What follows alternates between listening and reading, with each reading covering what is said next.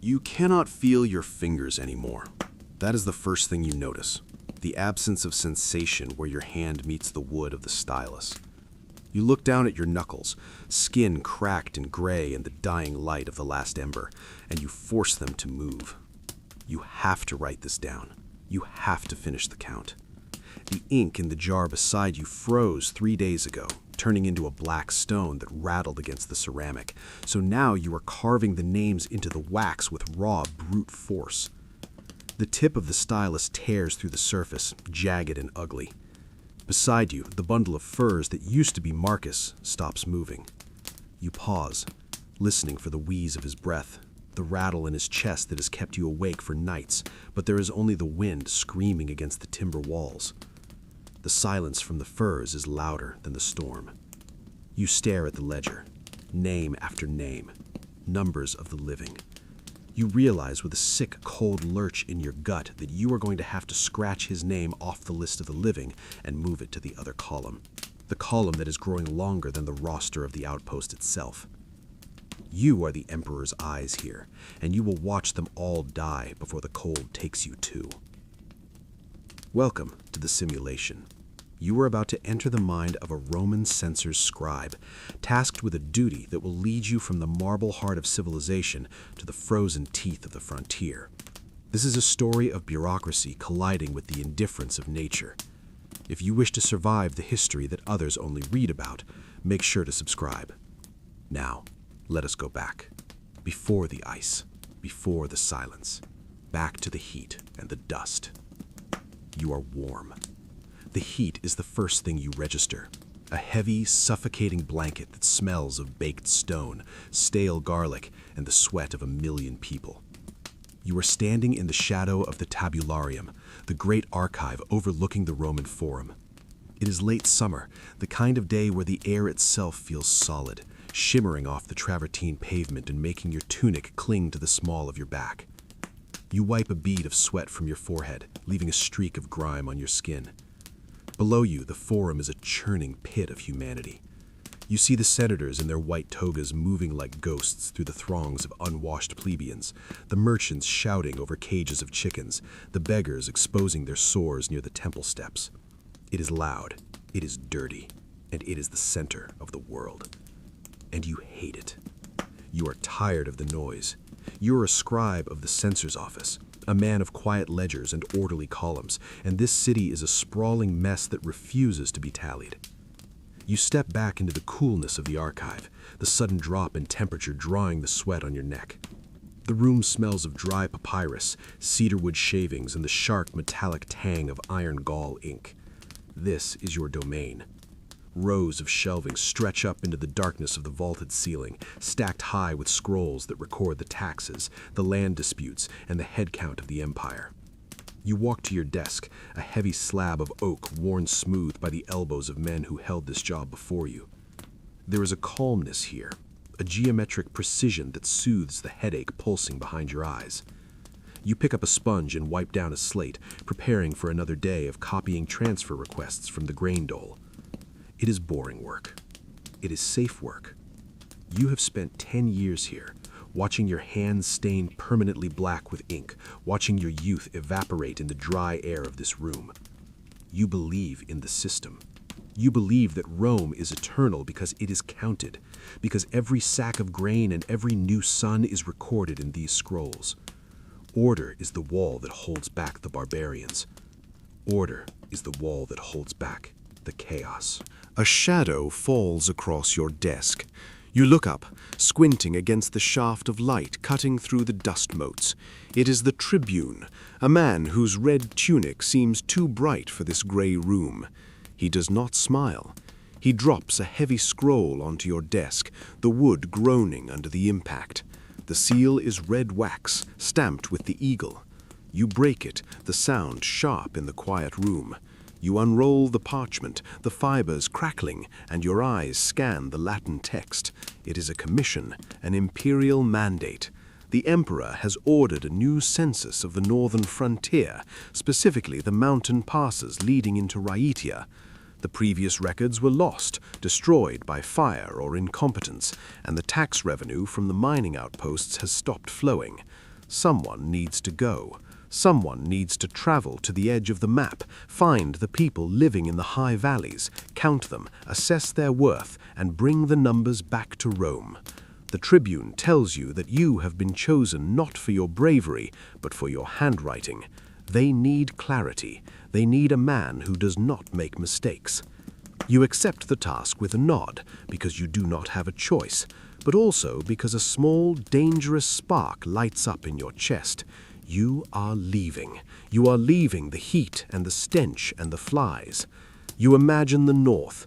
You have never been further than the vineyards of Tuscany, but you have read the poets. You imagine cool breezes, pine forests, and noble silence. You imagine a crisp, clean world where the air is easy to breathe. You signed the acceptance on the bottom of the scroll, the stylus digging deep into the papyrus. You have just signed your own death warrant, but you do not know it yet. You only feel relief. You stand up, gathering your tools, feeling the envious eyes of the other scribes burning into your back. They will rot here in this dark room. You are going to see the world. The walk back to your apartment in the Subura is different today. Usually you keep your head down, stepping over the filth in the gutters, ignoring the shouts of the whores and the drunkards spilling out of the taverns. But today you look at them. You look at the butcher chopping at a fly-covered hanging carcass, the blood pooling in the cobblestones. You look at the children chasing a stray dog through an alley that smells of urine and rotting cabbage. You look at the crumbling brick of the tenements that lean over the street like drunk old men. You are counting them, but for the first time you are also saying goodbye to them. You feel a strange sense of detachment, as if you are already a ghost passing through the city. You reach your building, climbing the 4 flights of creaking wooden stairs to your small room. It is hot, baking under the roof tiles, but you do not open the shutters. You need to pack. Packing is a ritual. It is the first act of the census. You are taking inventory of your own life before you go to take inventory of others. You lay your travel cloak out on the bed. It is heavy wool, dyed a dark, practical brown. It smells of mothballs and old lavender. You run your hand over the weave, feeling the scratchy texture. It is thick, but you wonder if it is thick enough. You have heard the north is cold, but you cannot conceive of a cold that kills. To you, cold is just a nuisance, a reason to wear socks. You pack your tunics, rolling them tight to save space. You pack your sandals, the ones with the hobnailed soles for walking on dirt roads. You pack a knife, not for fighting, but for cutting bread and sharpening your quills. It has a bone handle and a dull blade. You have never used it in anger, and you pray you never will. Then, the tools of your trade. These are the most important. You have a leather satchel reinforced with brass rivets designed to protect documents from rain and mud. You place it on the table and open it. Inside, you arrange the beeswax tablets. They are smooth, pale yellow, waiting for data. You pack a bundle of reed pens, checking the tips of each one. You pack 3 jars of ink, sealing the lids with extra wax to prevent leaking. You pack a bag of sand for drying the ink. You pack a ruler made of bronze. These items are your weapons. You believe that as long as you have these, you are civilized. As long as you can write, you are in control. You place the satchel next to the door. It looks small. It looks insignificant against the journey you were about to take. You sit on the edge of your bed, the straw mattress crunching underneath you, and you listen to the sounds of the city dying down for the night. You feel a thrill of anticipation, a naive excitement that tastes like metal in your mouth. You think about the mountains. You think about the snow. You have no idea what snow actually feels like when it is waist-deep and stained with blood. The next morning, before the sun has fully risen, you meet your escort at the Flaminian Gate. The sky is a bruised purple, the air cool and damp with dew. There are 3 of them. Marcus, a veteran legionary with a scar running through his beard and eyes that look like they have seen too much and cared too little. Valerius, younger, eager, with a polished helmet that catches the dim light. And the guide, a local man from the north who speaks Latin with a thick, guttural accent and smells of unwashed fur. They look at you, the scribe with the soft hands and the clean tunic, and you see the skepticism in their faces. Marcus spits on the ground, a wet slap against the stones, and adjusts the straps of his pack. He does not introduce himself, he just nods toward the open gate. You step through the archway. The transition is immediate. The noise of the city, the echo of wheels on stone, the shouting of vendors setting up their stalls, it all cuts off as if a door has been closed. Ahead of you, the Via Flaminia stretches out like a spear thrown into the heart of Italy. It is straight, gray, and endless. To your left and right, the tombs of the dead line the road, their stone faces watching you leave. You adjust the strap of your satchel, feeling the weight of the wood and the wax digging into your shoulder. It is heavier than you expected. You take your first step onto the road, then the second. Your sandals crunch on the gravel. You look back once at the walls of Rome glowing pink in the sunrise. You think you are leaving for a few months. You think you will return to that desk in the archive, to the dust and the safety. You turn back to the north, to the gray horizon, and you begin to walk. You were walking toward a white hell, and you were doing it with a smile on your face. The road is a hammer, and your feet are the anvil. That is the only truth that matters now. The Via Flaminia, the great artery of the empire, stretches out before you not as a triumph of engineering, but as a relentless, gray punishment. You have been walking for 12 days. The novelty of the departure, the romantic notion of the open air and the pine forests, evaporated somewhere north of Narnia. Now there is only the rhythm. Left, right, left, right. The hobnails of your sandals strike the balsald paving stones with a jarring click that travels up your shins and settles as a dull ache in your lower back. You look down at your feet. The leather straps, once supple and oiled, have stiffened with sweat and dust, biting into the soft flesh of your instep. You can feel the blister on your left heel throbbing in time with your heartbeat, a hot, fluid pressure that bursts and reforms with every mile. You do not stop. You cannot stop. Marcus and Valerius are ahead of you, their armored shoulders swaying with an easy, maddening grace. They are machines built for this. You are a man of ink and parchment, and you are breaking. The landscape has changed.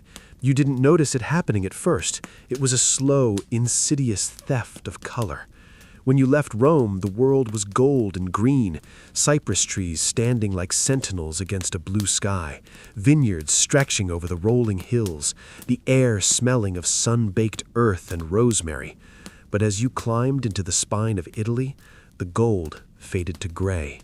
The cypress trees gave way to gnarled oaks and dark, brooding pines that seemed to swallow the light.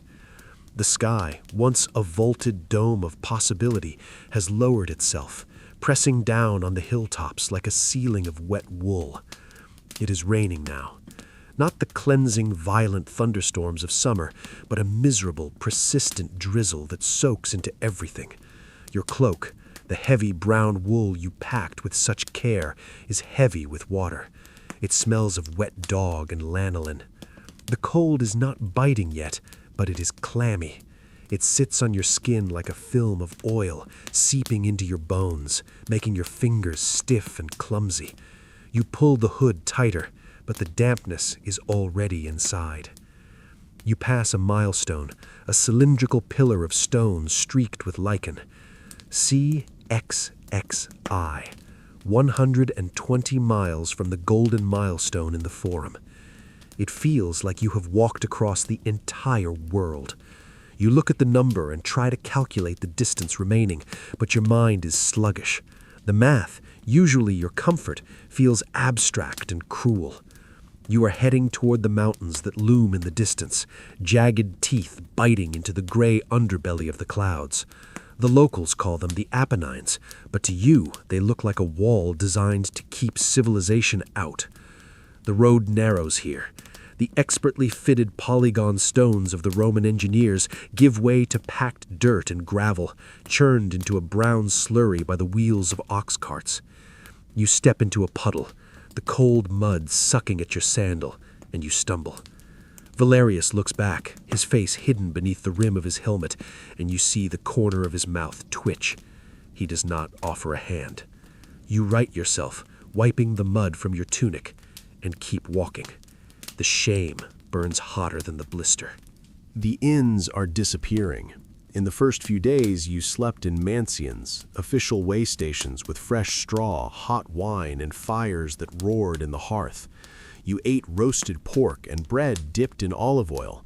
But as the road climbs higher and the towns grow smaller, the comforts of Rome are stripped away layer by layer. Tonight, the guide stops at a roadside hovel that leans precariously against a cliff face. It is built of rough timber and unmortared stone, the roof thatched with rotting straw that drips water onto the mud floor. There is no sign, only a bundle of dried herbs hanging above the door to ward off evil spirits.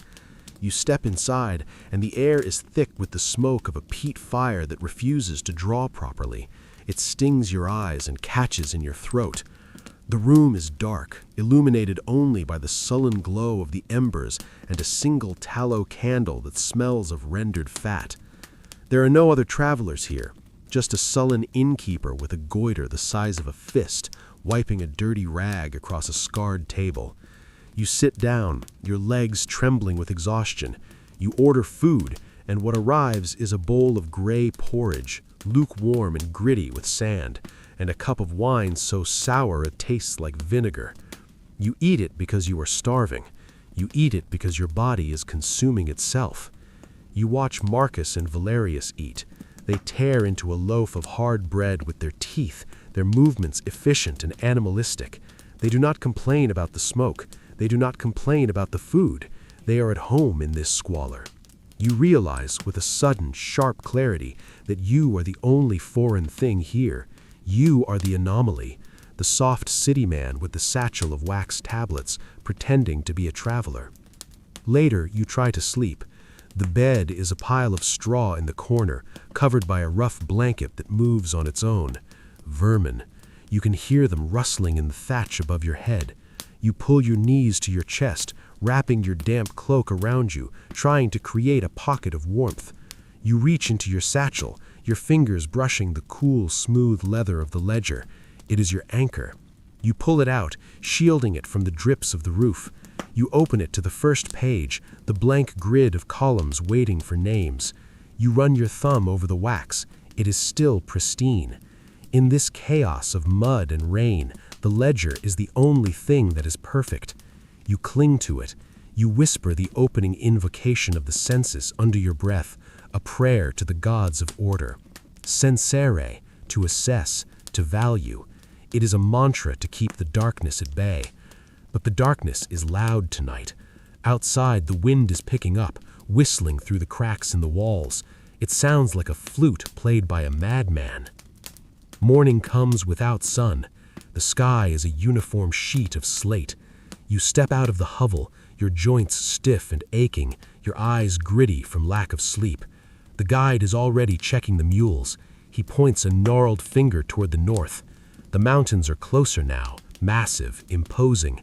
They are no longer a backdrop. They are the world. You can see the snow line, a sharp delineation between the gray rock and the blinding white peaks. It looks unnaturally bright, like a wound in the sky. You feel a shiver that has nothing to do with the temperature. It is a primal recognition of danger. You are walking into the throat of the beast. The road begins to climb in earnest now. The switchbacks are brutal, cutting back and forth across the face of the slope. You are breathing hard, your chest heaving, the cold air burning your lungs. The vegetation changes again. The oaks are gone, replaced by endless forests of fir and spruce. They stand tall and silent, their needles creating a carpet that muffles the sound of the horses' hooves. The silence is the worst part. In Rome, there was always noise, voices, wheels, dogs, hammers. Here, the silence is heavy. It presses against your ears. It feels like the forest is holding its breath, waiting for you to make a mistake. You pass a shrine to Mercury, the god of travelers. It is old, the stone weathered and cracked. Someone has left an offering, a small wooden carving of a bird, but it has been knocked over, lying in the mud. You stop to write it, your fingers brushing the wet stone. You are not a pious man, but out here you find yourself wanting to make deals with the gods. Get me through this and I will burn a hecatomb of incense. You set the bird upright. It falls over again immediately, blown by a gust of wind. You leave it there. By the afternoon, the rain turns to sleet, tiny pellets of ice that sting your face and bounce off your knuckles. You are crossing a high bridge over a gorge. The river below is a white torrent, swollen with meltwater, roaring over black rocks. You look down, and for a second, you feel the urge to let go of the railing, to just fall, to stop the walking. The thought terrifies you. You pull back, clutching the wet wood until your knuckles turn white. You look at Marcus. He is staring ahead, his eyes fixed on the pass. He does not look at the river. He does not look at the drop. He only sees the path. You try to mimic him. You force your eyes forward. The sun begins to set, though you can't see it. The light just fails, turning the gray world into black.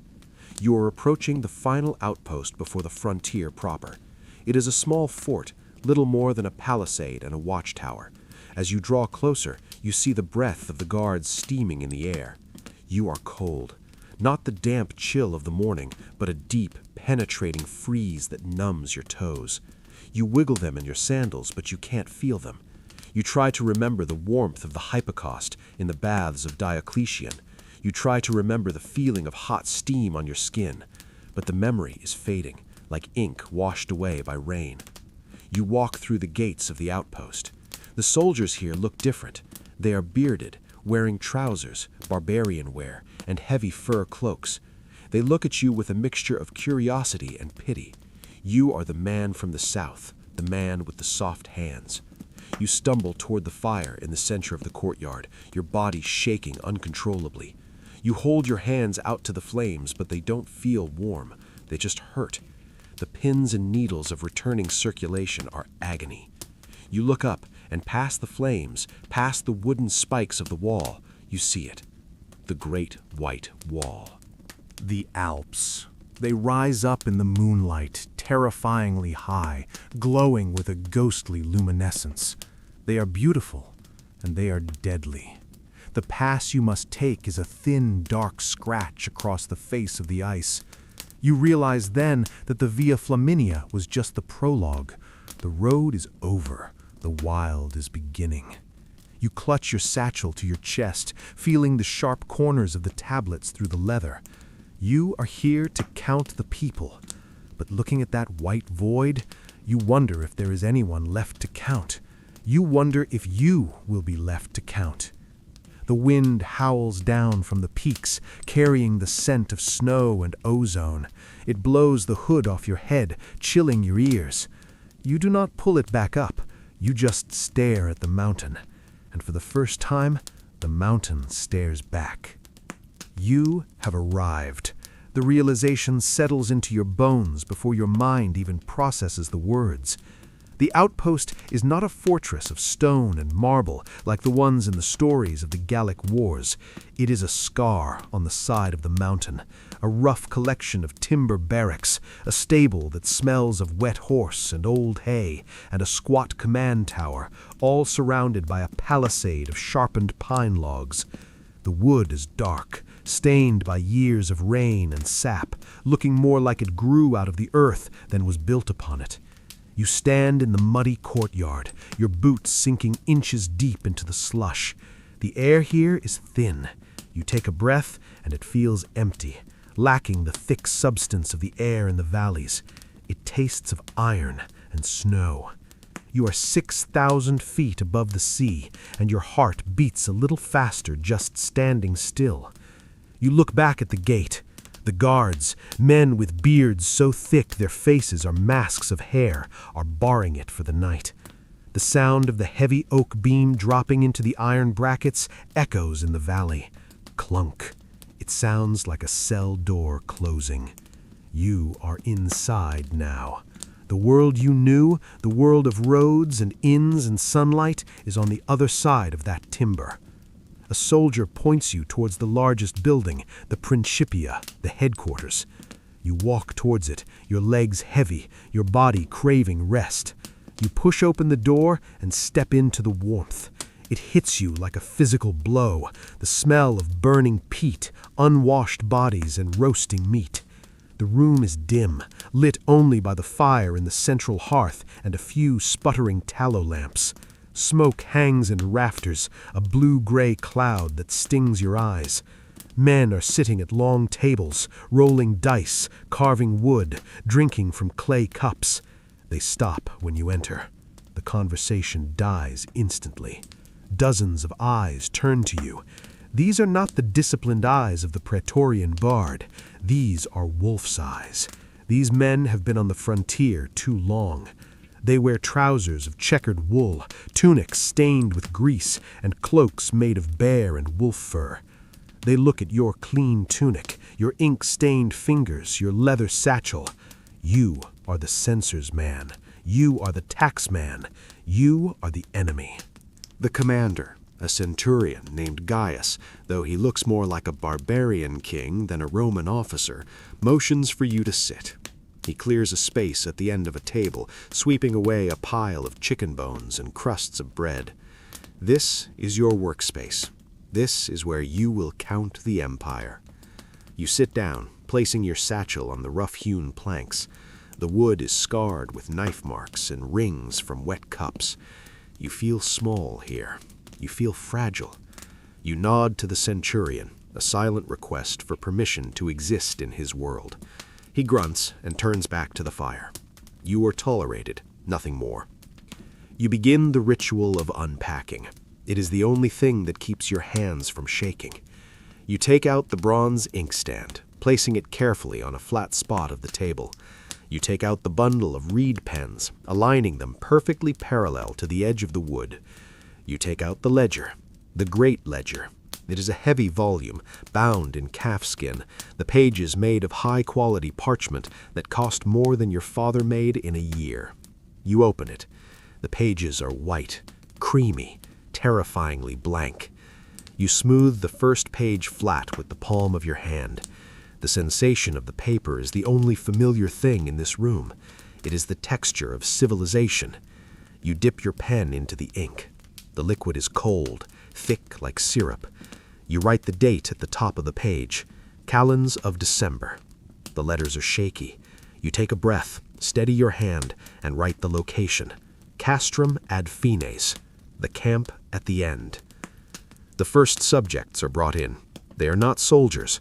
They are the locals who live in the cluster of huts outside the walls, herded in by the guards to be counted. They smell of wood smoke and old lanolin. They are short, stocky people with skin the texture of weathered leather. They speak a dialect you can barely understand, a mix of broken Latin and the harsh, guttural sounds of the mountains. You ask for their names. They give them reluctantly. Magni, Budwo, Vepotal. Strange names. Names that do not roll off the tongue like Julius or Marcus. You have to ask them to repeat themselves, your pen hovering over the paper, struggling to transliterate the sounds into Roman letters. You feel like a fraud. You are trying to capture the essence of a human being in a line of ink, but these people defy your categories. You ask for their trade, shepherd, hunter, weaver. You ask for their property, 3 goats, 1 cow, a hut of stone. It seems so little. You write it all down, column by column. The scratch of your pen is the only sound in the room besides the popping of the fire. Hours pass. The stack of completed pages grows, but only slightly. The work is slow. The cold is seeping into the room. You can feel it radiating from the walls, a silent pressure that pushes against the heat of the fire. You wrap your cloak tighter around your shoulders, but the draft finds the gaps. Your fingers are starting to stiffen. You have to stop every few minutes to rub them together, to breathe warm air into your cupped hands. The ink is behaving strangely. It is growing tacky on the nib, drying too fast in the dry mountain air, or perhaps it is beginning to freeze. You look at the ink jar. The black liquid is still, like a dark mirror. You see your own reflection in it, tired, pale, out of place. Dinner is served. A bowl of stew was placed next to your ledger. It is thick, brown, and salty. Chunks of mystery meat floating in a broth of root vegetables. You eat it mechanically, careful not to drip on the parchment. The heat of the stew warms your stomach, but it does not reach your extremities. You look around the room. The soldiers are sleeping now, wrapped in their furs on the benches or on the floor near the hearth. The centurion is awake, sharpening a dagger with a whetstone. Shk, shk, shk. The rhythm is hypnotic. He looks up and catches your eye. "The snow comes," he says. It is a statement, not a question. You nod politely. "I heard," you reply. He shakes his head. "No, you do not hear. You do not know. The white comes." He gestures to the roof. "The sky is too quiet." You finish your work for the night. You close the ledger, the heavy thump of the covers sounding final. You cap the ink. You clean the nib of your pen.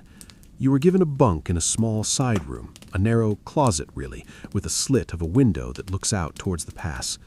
You lie down on the straw mattress. It is scratchy and smells of mildew, but you are too exhausted to care. You pull the furs up to your chin. You should sleep. You have hundreds more to count tomorrow, but you cannot close your eyes. You stare at the window. There is no glass, just a wooden shutter that is slightly ajar. You can see a sliver of the outside. It is pitch black. No stars, no moon, just a void. And silence. The wind has stopped. The howling you heard earlier is gone. The silence is absolute. It is a heavy, suffocating silence. It feels like the air outside has solidified. You strain your ears, listening for a bird, a wolf, a guard's footstep. Nothing. It is as if the world has been erased. You feel a pressure in your ears, a change in the atmosphere. The temperature drops. You can feel it happening, a physical wave of cold rolling through the crack in the shutter. It touches your face, and the moisture in your nose freezes instantly. You get up, wrapping the fur around you, and walk to the window. You push the shutter open. The hinges scream in the quiet. You look out. The darkness is total. But then, you feel it, a touch on your cheek. Gentle, almost imperceptible. Then another on your eyelash. You blink, and it melts, cold and wet. You hold out your hand into the blackness. 1 flake, 2, then 10. They are large, heavy flakes, falling straight down in the bed air. They are not drifting, they are plummeting. You look down at the ground of the courtyard. In the faint light spilling from the barracks, you see the mud disappearing. It is turning white, not slowly, but rapidly. The ground is being erased.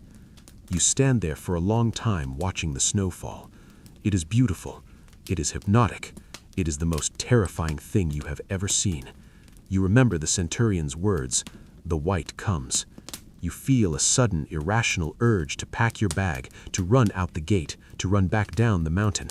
But the gate is barred. The pass is miles away. You are here. You close the shutter and latch it tight. You go back to your bunk. You lie in the dark, listening to the silence, waiting for the wind to return. But it doesn't. There is only the soft, muffled sound of millions of snowflakes stacking up against the wood, layer upon layer, inch upon inch. You are being buried, and the census has only just begun. You close your eyes, and you see rows of numbers. You see columns of names. You try to count yourself to sleep. 1 sheep, 2 sheep, 3 sheep. But the sheep are frozen. They are standing in a field of white, and they are not moving. You drift into a fitful, uneasy sleep, dreaming of ink that turns to ice, and a ledger that has no end. You wake up to a light that is wrong. It is not the warm golden spill of the Roman sun, nor the gray, watery dawn of the rainy season. It is a blinding, diffuse luminescence that seems to come from everywhere at once. It pierces through the cracks in the shutters, illuminating the dust motes in the air with a ghostly blue-white brilliance. You sit up. The furs are heavy on your chest, but the air in the room is biting. You can see your breath in the stillness, puffing out in rhythmic clouds that hang for a moment before dissipating. You swing your legs out of the bunk, and your feet hit the floorboards. They are freezing. The cold has risen up through the foundations of the outpost, turning the wood into ice. You walk to the door of your quarters. It takes effort to lift the latch. The metal has contracted, biting into the hasp. You shove your shoulder against the timber. It doesn't move. You shove harder, gritting your teeth, feeling the panic spike in your chest. With a grunt of exertion, the door cracks open, pushing against a heavy, yielding weight on the other side. You step out into the courtyard, and your mind refuses to process what it sees. The world has been erased. The mud, the slush, the piles of firewood, the path to the latrines, they are gone. In their place is a landscape of soft, undulating curves, a sculpture garden of white. The snow has drifted against the barracks, piling halfway up the walls. The carts are just humps in the whiteness. The sky is a flat, oppressive sheet of pearl gray, indistinguishable from the ground at the horizon. It is still snowing. Flakes the size of coins drift down with a terrifying, relentless languor. There is no wind now, just the vertical accumulation of matter. You look at the depth gauge the soldiers hammered into the ground yesterday. It is buried. You step off the porch and you sink. The snow swallows your legs up to the thighs. It is light, powdery, deceivingly soft. But as you try to move, to lift your leg for the next step, you feel the weight of it. It clings to your wool trousers, soaking through instantly, turning the fabric into freezing lead. The camp is waking up, but it is a waking nightmare. Soldiers stumble out of the barracks, their eyes squinting against the glare. There is no morning muster, no trumpet call. The trumpet would sound ridiculous here, a tinny noise swallowed by the insulation of the snow. Instead, there is the scraping of shovels. It is a frantic, disorganized sound. Men are digging paths from the barracks to the stores, from the stores to the gate. You watch them. They look like ants in a sugar bowl. Valerius is there, his helmet gone, a wool cap pulled low over his ears. He is shoveling with a manic energy, throwing the white powder over his shoulder. But for every shovelful he clears, the sky replaces it with two. The geometry of the fort is shrinking. The walls, once 12 feet high, now look surmountable. The snow has created ramps, erasing the defensive advantage of the outpost. You realize that you are no longer in a fort. You are in a bowl, and the bowl is filling up. You try to find your place in this new world. You are a scribe. You count things. But how do you count this? You make your way to the Principia, wading through the drifts, your heart hammering from the exertion of simply walking 50 feet. Inside, the mood is grim. The centurion stands by the fire, which is smoking heavily because the chimney is partially blocked. He is looking at a map spread out on the table. He looks up as you enter, and his eyes are hard. He doesn't greet you. He points a finger at the door. "The pass," he says, his voice rough. "It is closed." You nod, shaking the snow from your cloak. "We wait for the plow, you ask?" A naive question from a city man. He laughs, a bark of sound that has no humor in it. "There are no plows here, scribe. There is only the shovel and the sun. And the sun is dead." He orders you to take inventory. Not of the people, the census is suspended, but of the food, the grain, the salted pork, the firewood, especially the firewood. You take your ledger, turning past the pages of names to the back, where the columns are empty. You walk to the storehouse. It is dark inside, smelling of dry grain and rat droppings. You count the sacks. 120 modii of wheat. It sounds like a lot. In Rome, that would feed a family for years. Here, with 60 men and the horses, it is a ticking clock. You count the amphorae of oil. You count the hanging sides of bacon. You do the math in your head, dividing calories by mouths, subtracting for the cold, which makes the body burn fuel like a furnace. The numbers are not good. If the pass stays closed for a week, you will be hungry. If it stays closed for a month, you stop the calculation. You do not write that number down. By midday, the snow changes. The fluffy, drifting flakes stop. The sky darkens to a bruised purple and the wind returns. It is not the whistling wind of before. It is a roar. a physical force that slams against the palisade walls, shaking the timbers. The snow becomes hard, driving pellets of ice that scour the skin like sand. Visibility drops to zero. You are standing in the doorway of the storehouse, looking back at the main hall, a distance of perhaps 20 yards, and you cannot see it. You are alone in a white void. You have to feel your way back, hand over hand along a guide rope the soldiers have strung up. The cold is aggressive now. It seeks out the gaps in your clothing, biting at your armpits, your groin, your neck. You stumble back into the main hall, gasping, your eyelashes frozen together. Then, it happens. It starts as a vibration. Not a sound, but a shudder in the floorboards. The ink in your jar ripples, concentric circles spreading out from the center. You look up. The soldiers stop talking. The dice stop rolling. Everyone looks at the ceiling. The vibration grows. It becomes a hum, a low-frequency thrumming that resonates in your chest cavity. It sounds like a massive stone door being dragged across a stone floor, amplified 1,000 times. The centurion stands up, his chair scraping loudly, but you barely hear it over the growing roar. "Wall," he whispers. The sound explodes. It is a thunderclap that doesn't end. It is the sound of the mountain tearing itself apart. The roar is so loud it is no longer noise. It is pressure. It presses against your eardrums, painful and sharp. The entire building shakes violently. Dust falls from the rafters. A shield hanging on the wall clatters to the floor. You grab the edge of the table, your knuckles white, bracing for the roof to collapse, for the world to end. You can feel the sheer tonnage of the earth moving outside. Millions of tons of snow, ice and rock breaking free from the peak and cascading down into the valley. It is the white wall, the avalanche. It lasts for an eternity. 10 seconds? A minute? An hour? You cannot tell. And then, as quickly as it began, it stops. The roar fades into a settling groan, like a beast lying down to sleep. The silence that follows is deeper than anything you have ever experienced. It is the silence of a tomb. For a moment, no one moves. You are all statues, frozen in poses of fear. Then the centurion kicks the door open, or he tries to. It doesn't budge. He throws his shoulder against it. Nothing. He shouts for Valerius. Together they batter the wood. It gives, inch by inch, grinding against the packed debris outside. They force it open wide enough for a man to squeeze through. You follow them out. The air is filled with a fine white mist, a cloud of pulverized ice that hangs suspended in the valley. You look toward the gate, toward the road. It is gone. Where the valley floor used to slope down toward the tree line and the road back to Italy, there is now a mountain, a chaotic, churning mess of white blocks, uprooted pine trees snapped like twigs, and boulders the size of houses. The avalanche has swept across the only exit, piling debris 50 feet high against the canyon walls. The road is buried under unimaginable weight. The sheer scale of the destruction is vomiting-inducing.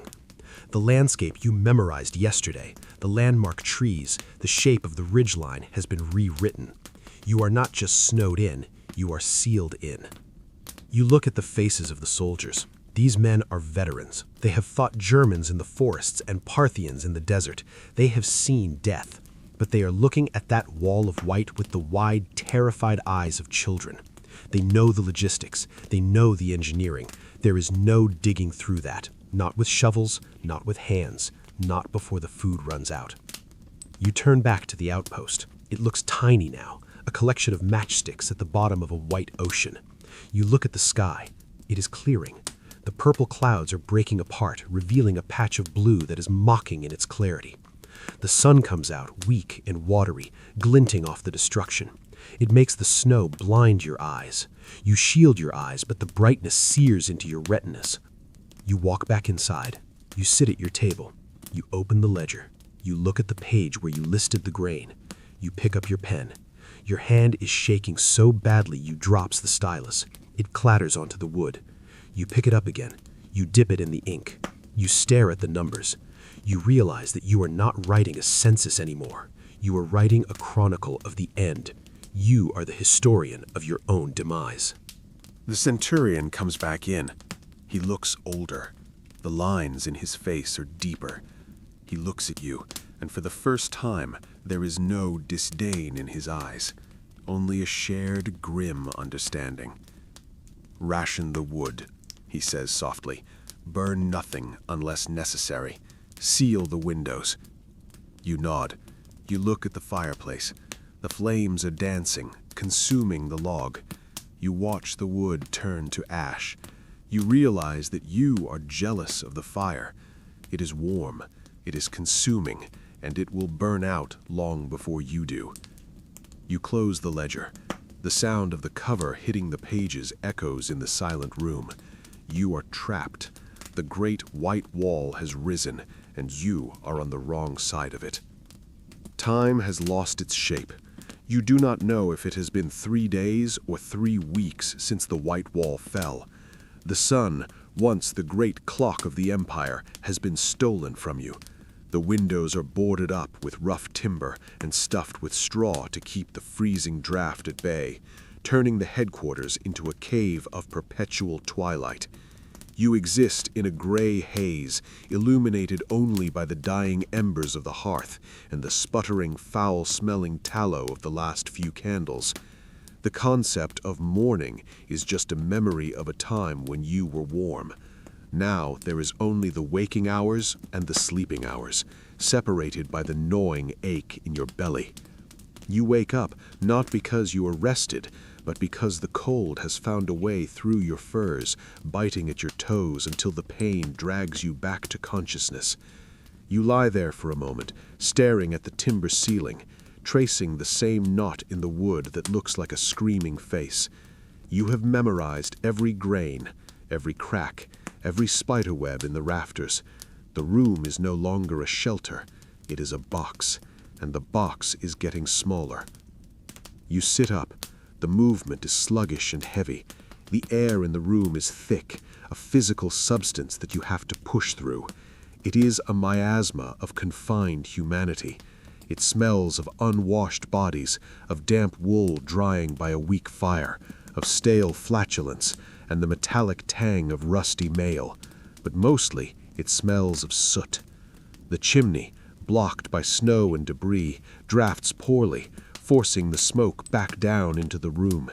It hangs in a low blue cloud, stinging your eyes and coating the back of your throat with a bitter, acrid film. You cough, a dry, hacking sound that rattles in your chest, and 3 other men cough in response, a chorus of weak lungs.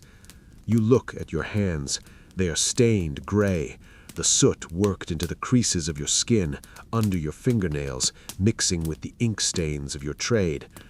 You try to wipe them on your tunic, but the fabric is just as filthy. There is no water to spare for washing. Water is for drinking. Water is life. Cleanliness is a luxury of the dead world outside. You stand and walk to the table. The floorboards creak under your weight, a sound that seems deafening in the quiet. You sit before your ledger. It is open to a page of inventory, but you are not counting grain today. You are counting the walls. You have paced the length of the room 100 times, 12 paces from the hearth to the door, 8 paces from the table to the weapon rack. You know the geography of this room better than you know the streets of Rome. You find yourself staring at the soldiers. There are 6 of you trapped in this main hall. You, the centurion, Valerius, Marcus, and 2 auxiliaries whose names you can never remember. They are sitting on the floor, playing a game with knuckle bones. They do not speak, they just throw the bones. Clack, clack, clack. The sound grates on your nerves like a file against a tooth. You watch Valerius. He is sharpening his gladius. Again, he has been sharpening it for days. The blade is already razor-sharp, gleaming in the firelight, but he continues the motion, his eyes glazed and vacant. Shk! Shk! You want to scream at him to stop. You want to grab the stone from his hand and throw it into the fire, but you don't. You just dip your pen into the ink, which you now have to keep warm near the coals to prevent it from solidifying, and you write nothing. You just hold the pen, watching the ink dry on the nib. The hunger is a constant companion now. It is not the sharp, demanding pangs of a missed lunch. It is a dull, hollow ache that radiates from your center, a lethargy that seeps into your muscles and makes your head swim. The rationing began 2 days after the avalanche. The centurion, a man of brutal practicality, cut the food allowance in half, then in half again. Breakfast is a handful of hardtack, dried, rock-hard biscuits that you have to soak in water just to chew, and a strip of salted pork the size of your thumb.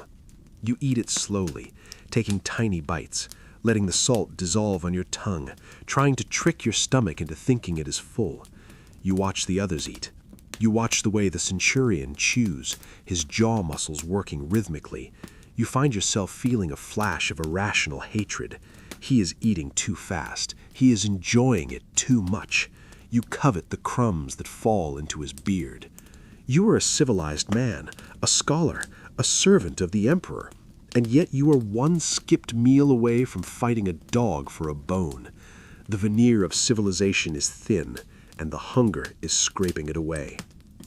The room is shrinking in other ways, too. The psychological space is collapsing. In the beginning, there was talk. Plans were made. Stories were swapped about women in Rome, about campaigns in Dacia, about the wine in Gaul. Now there is silence. The stories have run out. You know everything about these men. You know that Valerius has a sister in Ostia he hates. You know that Marcus owes money to a pimp in Ravenna. You know the sound of the centurion's snoring, a wet, rattling snort that keeps you awake for hours. Their presence is suffocating. You can feel their eyes on you. You are the outsider, the useless mouth. They are soldiers. They are built for hardship. They can sleep on rocks and eat leather. You are the scribe. You are soft. You feel their resentment radiating like heat. You wonder if they are calculating how much food they would save if you were not there. You catch Marcus looking at your throat, then at your bread, and then back to his dice. You pull your cloak tighter, shrinking into yourself, trying to take up less space. You decide to check the door again. It is a ritual of futility. You walk to the heavy timber entrance, now barred and reinforced. You put your ear against the wood. You expect to hear the wind, the storm, the violence of the mountain. But there is nothing, just a heavy, dead silence. The snow is piled so high on the other side that it absorbs all sound. You are buried. You are in a tomb. You place your hand on the latch. It is frozen shut, rimmed with white frost. You push against the door, just a fraction, testing the weight. It is solid as rock. The snow has turned to ice, packing against the exit with the weight of a glacier. You are not getting out. No one is getting in. You turn back to the room, and for a second, the walls seem to lean in. The shadows stretch out from the corners, reaching for you. The ceiling feels lower than it did this morning. You blink, shaking your head, trying to dispel the illusion, but the feeling persists. The geometry of the room is hostile. You return to your desk and open the ledger to a new page. You need to write something, anything, to prove that you still exist. You decide to catalog the decay. You write down the temperature, or your best guess of it.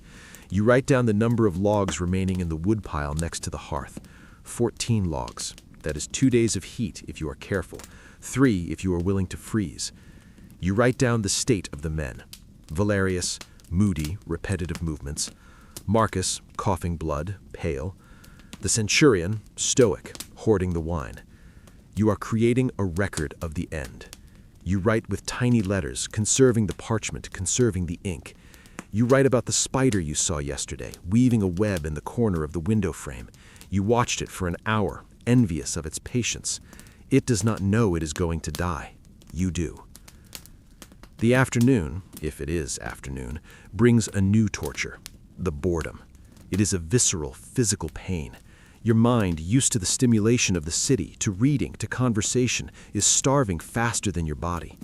You find yourself staring at the flame of the candle, counting the flickers. 1, 2, 3. You lose count at 1,000. You start again. You pick at a loose thread on your tunic, pulling it until it snaps, then rolling the fiber into a tiny ball between your thumb and forefinger. You do this for an hour. You feel your sanity fraying like the thread. You start to hear things, a whisper in the corner, the sound of a carriage wheel on cobblestones. You jerk your head up, looking around. The soldiers are still. The room is silent. It was in your head. The silence is so loud it is creating its own noise. The cold is an intruder that refuses to leave. The fire is kept low, a miserable pile of peat and one precious log. It gives off just enough heat to keep you from dying, but not enough to make you comfortable. You are wearing every piece of clothing you own, tunic upon tunic, your cloak, your spare socks on your hands like mittens. But the cold finds a way. It seeps up through the floorboards, chilling your kidneys. It settles in your joints, making your knees ache with a deep, grinding throb. You can see your breath at the table. You try to warm the ink by holding the jar in your hands, but your hands are as cold as the clay. You feel yourself slowing down. Your thoughts are sluggish like syrup. You just want to close your eyes. You just want to sleep. But you know that sleep is dangerous. In the stories, the men who fall asleep in the snow do not wake up. They just drift away into the white. Dinner comes. Another piece of hardtack. Another strip of meat, smaller this time. The centurion pours a small cup of wine for everyone, watered down until it is a pale pink. You drink it greedily, feeling the momentary warmth in your throat. It tastes of vinegar and despair. After the meal, the light is extinguished to save the candles. The room plunges into darkness, save for the red glow of the embers. This is the worst time. The visual world is gone, and you are left with only the sounds. The breathing, the coughing, the wind that you imagine is howling outside, even if you can't hear it. You lie on your bunk, curled into a fetal ball, shivering under your furs. You close your eyes and the room shrinks again. You can feel the walls pressing against your skin. You're a scribe in a box, buried in the snow, waiting for the ink to run out. You wonder if anyone in Rome remembers you. You wonder if they have already appointed your successor. You drift into a dark, dreamless void, hoping that when you wake up, the walls will have stopped moving. But you know they won't. They are closing in. The cold has breached the perimeter. For days you thought of the outpost as a fortress, a wooden shell that kept the enemy at bay. But the enemy is patient. The enemy is fluid. It has found the gaps between the timbers where the moss chinking has rotted away. It has seeped through the floorboards where the earth is frozen solid. You wake up not to the darkness of the room, but to a strange glittering light. You blink, your eyelashes sticking together with a momentary tacky resistance. You force them open. Above you, on the underside of the roof beams, a garden has grown. Delicate white ferns of frost have bloomed across the wood, spiraling in fractal patterns that catch the dim light of the dying embers. It is breathtakingly beautiful. It is a death sentence. The frost is on the inside. The heat of the bodies and the fire is no longer enough to keep the moisture in the air from turning to ice. The room has become a tomb. You try to sit up, but your body rebels. Your joints are fused with the cold. Your knees crack audibly, a sound like dry twigs snapping. You are wearing everything you own, your tunic, your undershirt, your cloak, and a rough woolen blanket you scavenged from the supplies. But you are shivering. It is a violent, uncontrollable shaking that starts in your core and rattles your teeth. You clamp your jaw shut, trying to stop the noise, but your body is vibrating with a frequency of pure distress. You look at your hands. They are blue with the fingernails, the skin translucent and waxy. You rub them together, but there is no friction, only the slide of cold skin on cold skin. You breathe into your cupped hands. The air coming out of your lungs feels lukewarm, stealing heat from your core rather than giving it. You force yourself to the table. You need the ritual. You need the census. It is the only thing that separates you from the animals huddled in the corner. You sit down on the bench, the wood sucking the heat from your thighs through the layers of wool. You reach for the ink jar. It is the same jar you brought from Rome, the clay vessel that sat on your desk in the warm, dusty archive. You unstop the cork. You dip your reed pen into the black well. Clink. The sound is wrong. It is not the soft splash of liquid. It is the hard tap of wood on stone. You stare at the jar. You tilt it. Nothing pours out. The ink has frozen. The gall, the iron, the gum arabic, it is all fused into a solid black block.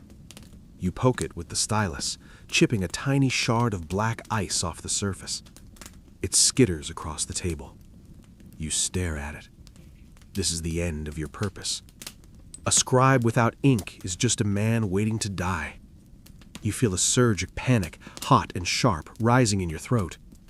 You grab the jar and hold it against your chest, inside your tunic, against your skin. You gasp at the shock of the cold clay, but you hold it there. You will melt it. You will use your own life heat to bring the words back. You sit there, rocking back and forth, cradling the frozen ink like a dying child, waiting for the thaw that does not come. Then you hear it, the sound that has been scratching at the edge of your consciousness all morning. It is a wet, heavy sound. You turn your head. In the corner near the hearth, Marcus is lying on a pile of furs. He's the strongest of you. He is the one who marched from the Rhine to the Danube. He is the one who chopped the wood when your arms failed. But now he is small. He is curled into a tight ball, his knees drawn up to his chest. The centurion is kneeling beside him, his face grim, stripped of all rank and pretense. He looks up at you. He does not speak. He just shakes his head. You put the ink jar down. It is still frozen. It doesn't matter anymore. You walk over to the hearth. The fire is pathetic. 2 logs burning slowly, hoarding their heat. You kneel beside Marcus. His face is a terrible color, a flushed, feverish red that contrasts violently with the gray pallor of his neck. His eyes are open, but they are not seeing the room. They are seeing something else, something far away. He is muttering. You lean in close to hear him. He is speaking to his mother. He is asking her to close the window because the draft is letting the rain in. You want to tell him that there is no rain, only ice, but the words catch in your throat. The fever, the centurion whispers. It burns him, but he freezes. You reach out and touch Marcus's forehead. It is scorching hot. His body is at war with itself.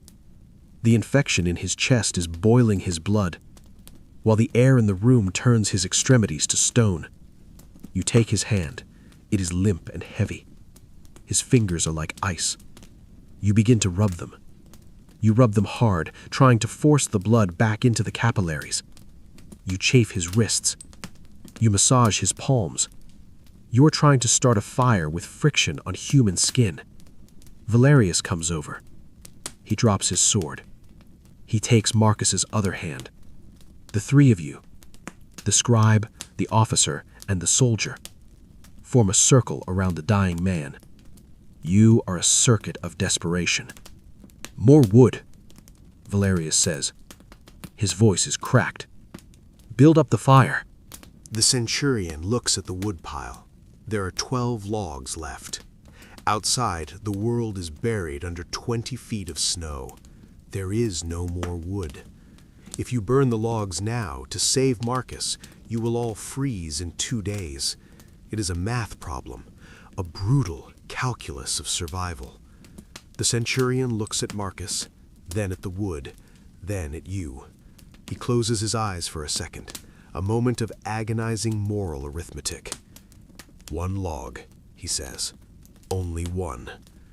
Valerius grabs a log and throws it onto the embers. Sparks fly up, dying before they reach the chimney. The fire flares, casting long, dancing shadows against the walls. The heat blooms, a momentary luxury. You lean closer to the warmth, dragging Marcus's furs with you. You try to prop him up, to help him breathe. His head lolls onto your shoulder. He is heavy. He smells of sour sweat and sickness. You can feel the heat radiating from his chest, burning through your tunic. It is a terrifying heat. It is the heat of a body consuming itself. Rome, Marcus whispers. The word is a bubble of blood on his lips. The fountains, the water. He is thirsty. Of course he is. You look for the water skin. It is empty. The bucket in the corner has a layer of ice 2 inches thick on top. You have to break it. You pick up the heavy iron poker from the hearth. You smash it down into the bucket. Crack! The sound is like a gunshot in the small room. You scoop out a cup of freezing water, shards of ice floating in it. You bring it to Marcus's lips. He tries to drink, but he coughs, the liquid spilling down his chin, freezing into the beard. He chokes, his body convulsing. You hold him steady. You wipe his face with your sleeve. You feel a tear freeze on your own cheek. You didn't know you were crying. The hours drag on. The log burns down to glowing coals. The cold returns, vengeful and swift. It feels heavier now. It presses down on your shoulders. You were exhausted. The rubbing of Marcus's hands has made your own arms ache. You switch places with Valerius. You sit back against the wall, pulling your knees up. You watch the frost on the ceiling. It has grown. The ferns have become forests. They are inching down the walls. The room is being digested by the winter. You look at the ink jar on the table. It sits there, a black accusation. You realize that the history of this moment will never be written. The ink is dead. The paper is cold. The only record of this night is the wheezing sound of a dying man and the frost growing in your own lungs. You close your eyes and you see the forum again. You see the sun. You feel the heat. But it is a distant memory, like a story someone told you a long time ago. The reality is here. The reality is the ice. You drift into a half-sleep, a gray doze where the line between the room and the nightmare blurs. You dream that the ink has melted, but it is not black, it is red. It flows out of the jar and covers the floor. You wake up with a start. The fire is almost out. Marcus has stopped thrashing. He is quiet now. Too quiet. You listen. You inhale sharply through your nose. The smell is real. Yeast, rosemary, olive oil. It is so vivid, so overpowering, that your mouth floods with saliva. You reach out your hand toward the fire, your fingers trembling, reaching for the ghost of the bread. Don't. A voice cuts through the vision. It is Valerius. He is sitting on the other side of the hearth, sharpening his sword. Shk, shk. He doesn't look up. He knows. He has seen you reaching for the fire. He has seen the others do it too. You pull your hand back, shame flushing your cheeks hot. The bread vanishes. The woman dissolves into smoke. You are back in the box. The smell of baking bread is replaced by the stench of unwashed bodies and the rot of Marcus's gangrenous toes. The disappointment is a physical blow. You wrap your arms around your stomach and rock back and forth, trying to hold the pieces of yourself together. But the visions do not stop. They just change texture. You look away from the fire, into the shadows of the room. The corners of the barracks are deep pools of black ink. The light from the embers doesn't reach them, it just dies on the edge. You stare into the darkness near the weapon rack. The shadows are moving. They are lengthening, stretching out like fingers. You watch a shadow detach itself from the wall and stand up. It is a man. He is tall, wrapped in a gray cloak. He is holding a scroll. It is you. You are watching yourself standing in the corner. The shadow scribe looks at you with hollow eyes. He opens his mouth, but no sound comes out. He points at the ledger on the table. You look at the table. The book is closed, the leather cover frosted with ice. But in your mind, it is open. You can see the pages. You can see the names you wrote. Gaius, Lucius, Quintus. The letters are crawling. They are unspooling from the parchment, turning into little black beetles. They march off the page. They march across the table. They march down the table leg and onto the floor. They are coming for you. The bureaucracy is swarming. You squeeze your eyes shut, shaking your head violently, trying to rattle the hallucinations loose. When you open them, the beetles are gone. The shadow scribe is gone. There is only the cold, dead wood. You look at Marcus. He is still alive, but barely. His breathing is a jagged rhythm that catches and breaks. In the flickering light, his face looks like wax. It looks like the death masks of your ancestors hanging in the atrium of your grandfather's house. As you watch him, his face changes. The beard disappears. The skin smooths out. He becomes your brother. The brother who died of the fever when you were children. You start to cry. You don't make a sound, but the tears leak out, hot and salty. You want to talk to him. You want to ask him if it hurts to die. You want to ask him if it's warm where he is. Marcus, you whisper. The figure on the floor groans. It is a terrible animal sound. The illusion shatters. It is not your brother. It is just a dying soldier in a frozen room. The grief, however, remains. It is a fresh wound, opened by a trick of the light. You close your eyes again, seeking refuge in the dark behind your eyelids, but there is no safety there. The darkness is full of geometric shapes, spinning triangles of neon blue, grids of glowing red lines that stretch into infinity. Your brain, starved of sugar and oxygen, is misfiring. It is creating a light show to distract you from the shutting down of your organs. You feel a strange sensation of detachment. You feel as though you are floating a few inches above your body. You look down at the shivering wretch wrapped in the dirty brown cloak. Poor fool, you think. He is cold. I am not cold. You feel warm, dangerously warm. You feel a sudden urge to take off your cloak. It feels heavy. It feels suffocating. The wool is scratching your neck. You fumble with the clasp. Your fingers are clumsy, numb blocks of wood, but you manage to undo the bronze pin. You let the cloak slide off your shoulders. The air hits your sweat-damped tunic, freezing instantly, but your skin screams that it is tropical. You start to unlace your tunic. Scribe! The centurion's hand clamps onto your wrist. His grip is iron. He pulls your hand away from your collar. He leans in close, his face inches from yours. His eyes are bloodshot, rimmed with soot, but they are lucid. Keep it on, he growls. The heat is a lie. The heat is the reaper. He forces your cloak back around you.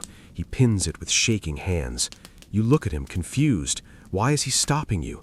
It is so warm in here. Can't he feel the summer sun? Can't he hear the cicadas? You can hear them, a high-pitched buzzing in your ears. Zzz. It sounds like the olive groves of Tuscany. But the sun, you mumble. The sun is out. There is no sun, the centurion says, his voice flat. There is only the night. He pushes you back against the wall. You slump there, the phantom warmth fading, replaced by the crushing reality of the chill. You shiver violently, the spasms returning with a vengeance. You understand now. The madness almost took you. You almost walked into the white without ever leaving the room. You look back at the fire. The dancers are gone. The senator is gone. There is only a charred log crumbling into gray ash. You pick up a piece of charcoal from the floor. You hold it in your hand. You feel a compulsion to write, but you have no paper. You have no table. You look at the wall next to you. The timber is smooth, worn by years of soldiers leaning against it. You press the charcoal to the wood. I am here, you write. The letters are crude, shaky. I was here. You stare at the words. They look foreign. Did you write that? Or did the shadow scribe write it? You aren't sure. You aren't sure of anything anymore. The boundaries of yourself are dissolving. You are the room. You are the fire. You are the cold. You hear a sound from outside. Not the wind. A bell. A clear silver bell ringing in the distance. It sounds like the bell that announces the opening of the baths. You strain your ears. Is it rescue? Is it a god? Or is it just the ice cracking in the rafters, singing the song of structure failure? You look at the others. They are statues. Valerius has stopped sharpening his sword. He is staring at the door with his mouth slightly open. Is he hearing it too? Or is he seeing his own ghosts? You are alone together, trapped in your separate private hells, united only by the slow synchronization of your dying hearts. You close your eyes, and the bell gets louder. It turns into A voice, a soft, whispering voice. It is reading names. Marcus, Valerius, Gaius. It is reading the census, and you realize with a jolt of terror that fades into apathy that the voice is yours. You are counting the dead before they have even died. You are the psychopomp of the outpost. You drift. The fire pops. The shadows stretch, and the room continues to shrink, pressing the madness deeper into your bones. The end does not come with a shout. It does not come with a gasp or a final dramatic struggle against the dark. It comes with a pause. You are sitting by the hearth, your head resting on your knees, drifting in and out of a hunger-induced trance, listening to the rhythm of the room. For days, the soundscape of your existence has been anchored by the wet, laboring rasp of Marcus's breathing. Inhale, rattle, exhale, pause. It was a clock, ticking down the seconds of your collective survival. And then, the clock stops. You wait for the next tick. You lift your head, your neck stiff and grinding, and you listen. You count the seconds in your head. 1, 2, 3. The silence stretches. It expands, filling the room like water rising in a sinking ship. You look at the bundle of furs in the corner. It is perfectly still. There is no rise and fall of the heavy wool. There is no shudder of a cough. The centurion is already there. He is kneeling beside the bundle, his hand hovering over the place where a face should be. He doesn't look back at you. He doesn't need to. The stillness is the message. You stand up. The movement is slow, your legs trembling not from fear, but from the sheer caloric deficit of lifting your own weight. You walk across the room. The floorboards do not creak. They are frozen solid, silent as stone. You kneel beside the centurion. He pulls back the top layer of fur. Marcus is there. His eyes are open, staring up at the soot-stained rafters, but the tension is gone from his face. The grimace of pain, the furrowed brow of the fever, it has all smoothed out. He looks younger. He looks like a statue carved from gray marble. The heat that radiated from him only hours ago, the fever that you tried to warm your hands on, has vanished instantly, replaced by the ambient chill of the room. He is gone, the centurion says. His voice is a dry rustle. It is not a lament. It is a report. You look at Valerius. He is sitting on his bench, his hands dangling between his knees. He does not look up. He is staring at his own boots. You realize he is jealous. Marcus has escaped. Marcus has left the box. For a brief, terrible moment, you feel a pang of envy too. Marcus is no longer hungry. Marcus is no longer cold. He has completed his service. "We must move him," the centurion says. He stands up, his knees popping. "We cannot keep him here. The smell, later, and the morale." You nod. You understand the logistics. This is a small room. To live with a corpse is to invite the madness in fully. But where do you put him? The ground outside is buried under 20 feet of avalanche debris. You cannot dig a grave. You cannot burn him. You don't even have wood to keep yourselves warm, let alone fuel a pyre. "The vestibule," the centurion commands. "The cold storage." It is a grim euphemism. The vestibule is the small entryway between the inner and outer doors, uninsulated, freezing, where the temperature matches the outside air. It is a freezer. You and Valerius stand on either side of the body. You reach down to grab the shoulders. The centurion takes the feet. You count to 3. Unus, duo, tres. You lift. He is impossibly heavy. Dead weight is a real physical property, a density that seems to pull toward the center of the earth with more force than living flesh. Your back screams. Your arms, wasted and thin, tremble violently. You stumble, your boots slipping on the floor, and for a second you almost drop him. You grit your teeth, tasting iron. You cannot drop him. To drop him would be a disrespect you cannot bear. You shuffle toward the door, a macabre procession of 3 dying men carrying a 4th.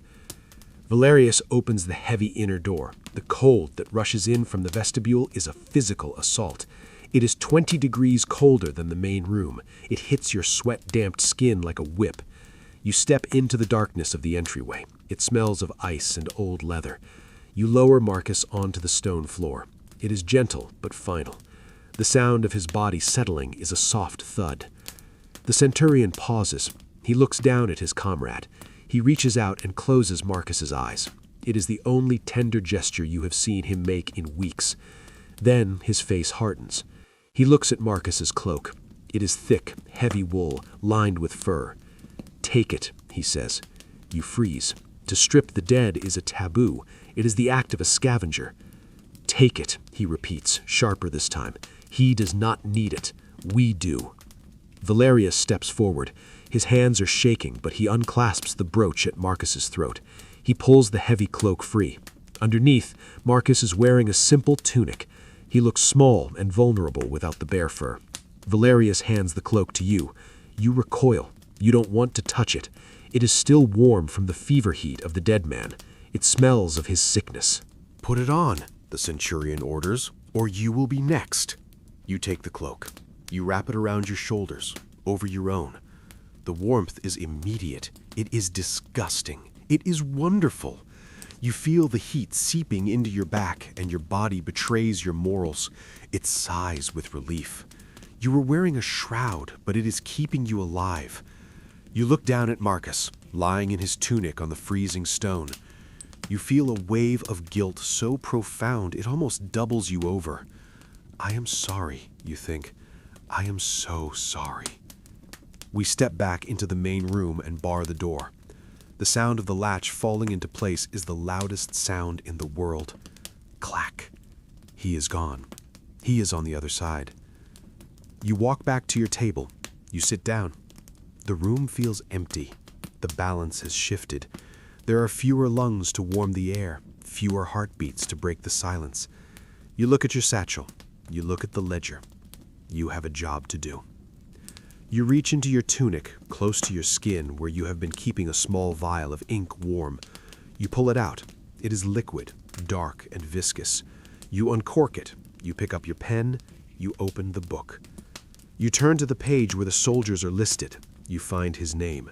Marcus Aurelius Falco, legionary, 14 years of service. The pen hovers over the name. Your hand is shaking. This is not just a clerical error. This is an erasure. You are about to acknowledge that the universe has changed. You press the nib to the parchment. You draw a single, clean line through the name. The sound of the scratch is deafening. Scritch. It is done. He is no longer a person to be counted for tax. He is a statistic. You move your hand to the back of the book, to a new page you have titled simply Mortuae, the Dead. You write his name there. It is the first entry. The ink glistens in the firelight, wet and fresh, looking like black blood. You stare at the letters. They look the same as they did on the other page, but they mean something different now. They are an epitaph.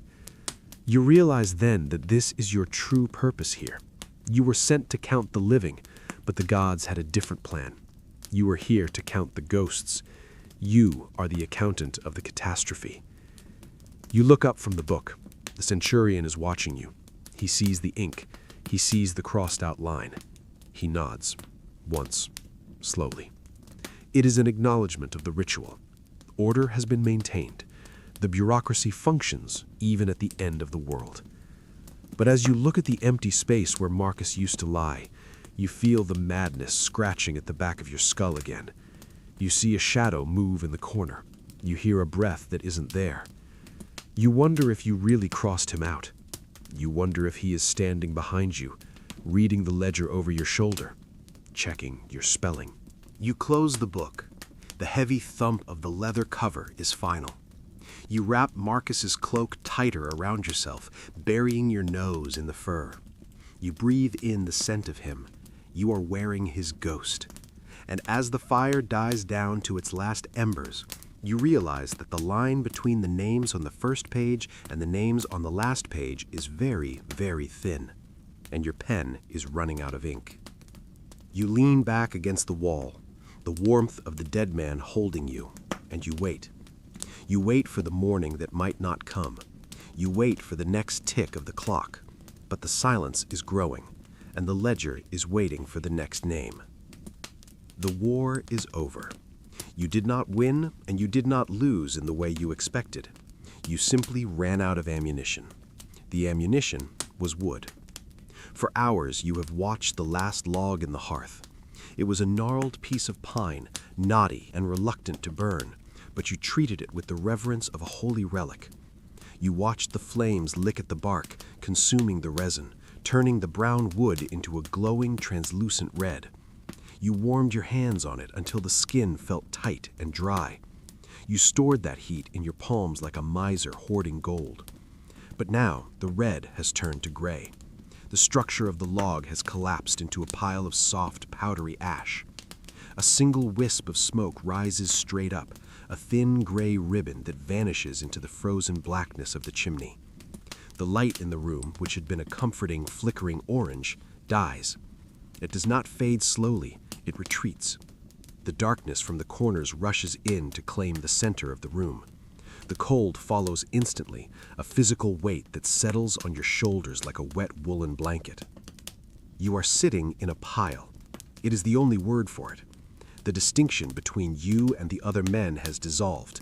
You, Valerius, the centurion, and the two auxiliaries have huddled together in the center of the floor, away from the walls, away from the drafty door. You are a knot of limbs and furs. You do not know whose knee is pressing against your ribs. You do not know whose breath is puffing against your neck. It does not matter. You are no longer individuals with ranks and names and histories. You are simply a biological engine, a collective organism trying to generate enough thermal energy to exist for one more hour. You are a single, shivering beast. The shivering has stopped. That is the first sign that the end is near. For days, your body has been vibrating, a violent, exhausting tremor that kept your blood moving. It was painful, a constant seizing of muscles that left you aching and bruised. But now the muscles have given up. The glycogen is gone. The fuel tank is empty. You feel a strange narcotic calm settling over you. Your limbs feel heavy, as if your blood has turned to mercury. You try to wiggle your toes, but the signal from your brain to your feet is lost somewhere in the vast frozen distance of your legs. You assume your feet are still there. You assume they are still attached to you, but you cannot feel them. They are foreign objects, blocks of ice wrapped in leather. You are holding the ledger. It is pressed against your chest, under the layers of Marcus's stolen cloak. It is hard and angular, digging into your ribs, but you do not let go. It is your anchor. It is the proof that you were here. You run your thumb over the spine of the book. The leather is frozen, slick and hard like glass. You wonder, with a detached, dreamy curiosity, who will find it. Will it be a barbarian looter in the spring, tearing the pages out to start a fire? Will it be a wolf chewing on the vellum? Or will it be another scribe, years from now, finding this frozen tomb and reading the neat columns of your handwriting? You hope it is a scribe. You hope he has good eyesight. You hope he understands why the ink gets lighter and shakier toward the end. You want to tell him that it wasn't your fault. You want to write a marginal note. The ink froze before I did. The darkness is absolute now. You cannot see your hand in front of your face, but in the absence of light, your mind begins to paint. You start to see colors that aren't there. You see a soft, purple haze floating in the room. It pulses in time with your slow heartbeat. It is beautiful. It reminds you of the Tyrian dye in the market stalls of Rome. You watch the purple clouds drift and swirl, forming shapes. You see a vineyard. You see grapes hanging heavy and dark in the sun. You can smell the fermentation. You can taste the sweet, exploding juice of a grape on your tongue. Your mouth waters, but there is no saliva, only a dry, sticky paste. The vision is so strong you reach out to pluck a grape, but your hand hits the rough wool of the centurion's cloak. The vineyard shatters. You are back in the black box. The centurion shifts. He groans, a low, guttural sound that vibrates through your own chest. Cold, he whispers. The word hangs in the air, frozen. It is a stupid word. It is an inadequate word. It's like calling the ocean damp. This is not cold. This is the absence of heat. This is the void between the stars. Sleep, Valerius mumbles from somewhere to your left. Just sleep. You know you shouldn't. You know the stories. The sleep is the trap. The sleep is the siren song of the snow. If you close your eyes now, you will never open them again. You will drift away on a river of ice and simply stop. You try to fight it. You try to think of something complex, something that requires brain power. You try to recite the declensions of the word ignis, fire, ignis, ignis, ignem, igne, igne. You repeat it in your head, igne, ablative singular, by fire. You wish you were dying by fire. That would be a mercy. But the cold is seductive. It is not painful anymore. It feels like a heavy blanket being tucked around you by a gentle nurse. It feels safe. You feel a strange warmth blooming in your stomach. It spreads to your chest, then to your neck. It is a lie, a physiological trick. Your body is dilating your capillaries, dumping the last of your core heat into your extremities in a final, suicidal attempt to warm your skin. It is the hot flash of the dying. You feel incredibly, wonderfully warm. You feel like you are lying on the heated floor of the baths of Caracalla. You feel the steam. You feel the sweat. You have the urge to take off your clothes. The cloak is too hot. The tunic is stifling. You want to tear them off and let the cool air touch your skin. You fumble with the clasp of the cloak. Your fingers are clumsy like wooden paddles, but you manage to find the pin. You pull. A hand grabs yours. It is weak, barely a grip, but it stops you. No, the centurion whispers. He is still fighting. He is still the officer. Even in the dark, even at the end, he is maintaining discipline. You hate him for it. You love him for it. You let your hand drop. You keep the cloak on. You keep the heat. You keep the life. Time loses all meaning. There is no past, no future. There is only the now, and the now is shrinking. The room feels miles wide, yet the air is so thin you can barely breathe it. Your breathing is shallow. Sip, sip, sip. You are rationing the oxygen. You can hear the fluid in your lungs, a faint crackling sound like cellophane being crumpled. It is the sound of the frost growing inside you.